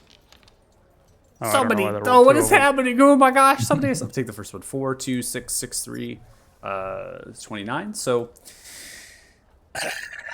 as you grab onto the hammer and you begin the process of working with this material, you see some of the runes going in lit a little bit with the dazzling blue lights, and you work through some of the ingots as you begin to stack the ingots on top of themselves, forming a Damascus. As you do, cresting through, forming your perfect welds, stuff it into the forge, and you begin to work on making the pieces of the plate. Again, you have to work with multiple pieces together, and then eventually you're going to be working on the padding, the leathers, and things to really come and make the armor itself. And so the raw materials, obviously you can work with Tom and fetching the other pieces of that to kind of garnish them and gather those things. So there's still going to be a cost here to create this beyond having the dark stuff, because you need price of the leathers and the padding and the cloth and the things to really make a plate. And in addition, you also need to measure out Maldor somehow. You gotta fit this plate to them. So one size does not fit all, even though D&D tells us it does. Bitch. Because magic. Magic! Our plate I was armor gonna say, that's fits. what the hammer's for. I'm that's expecting what- a laser to come out the hammer. Yeah, laser the hammer. So as you work through and you begin to craft this, this will take time and definitely takes a decent amount to make plate armor. So you'll be here for a couple days trying to work on this and make it. But you are successful. Just takes time. So with that, we're going to go ahead and we'll conclude the session out, and we'll come to you at the next time. We'll drag the item into your inventory there, Maldor, as we come to conclude. And we have, of course, these extra times, so we can always leave Thanos to do that and go to do something else, or we can watch Thanos diligently. Hell no. So we have opportunities. I'm gonna in the sit next on sessions. Thanos' shoulder so I can learn how to swim. Gonna cast Reduce on myself and How much was all the cost of all the gold items? Because it wasn't subtracted from the treasure. Oh right? yeah. 5,750 gold pieces was what was subtracted at Silver Falls, and then Maldor Got was it. given 510 gold pieces. Just stuck that in my inventory. We can move it if you want. He doesn't care, honestly. I just added it so I wouldn't forget. I'm gonna write a 2,500 word story about the adventures of Oh, yeah. Lucar and Othema while Thanos is hard at work. So when I get the scroll of haste and I copy it into my spell book, I still have the scroll, right? Correct. You should. Okay. The scroll is not consumed. It's only So when I it can- casts. Yeah, I can use the scroll once, even Yeah. though I have it in. Yeah. Yep. So I'm gonna calculate experience, and then I'm also gonna start dragging in items into inventories because it's not really relevant to do that quite yet. So figured I'd wait till the end here.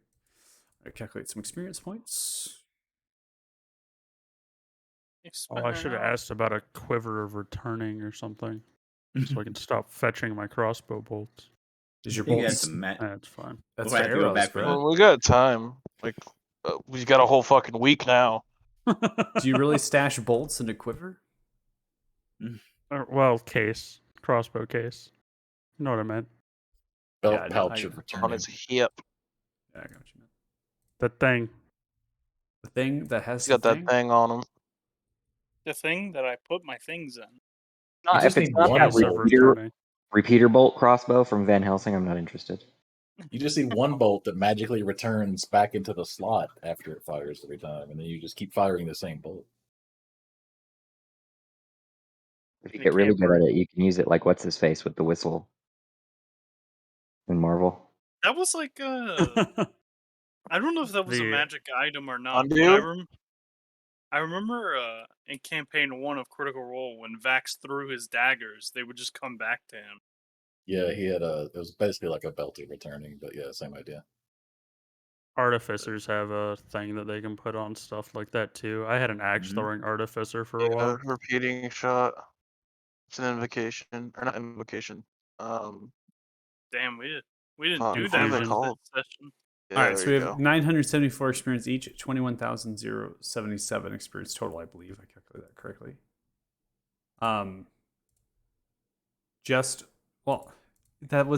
That's actually a good amount of experience, you considering like other Been games. spoiled by killing elder dragons. Yeah, you're getting so Yeah. spoiled. I love it. am getting spoiled. love it. I want to Okay. level up. I should get more for getting absolutely, like, mentally just destroyed. So I'm going to go ahead and close out the stream now, and then I'll do the items so we don't have to have the stream on for that. So if you're watching the stream, we thank so much. We really appreciate it. We'll be back next week, so we'll see you then. Bye bye stream.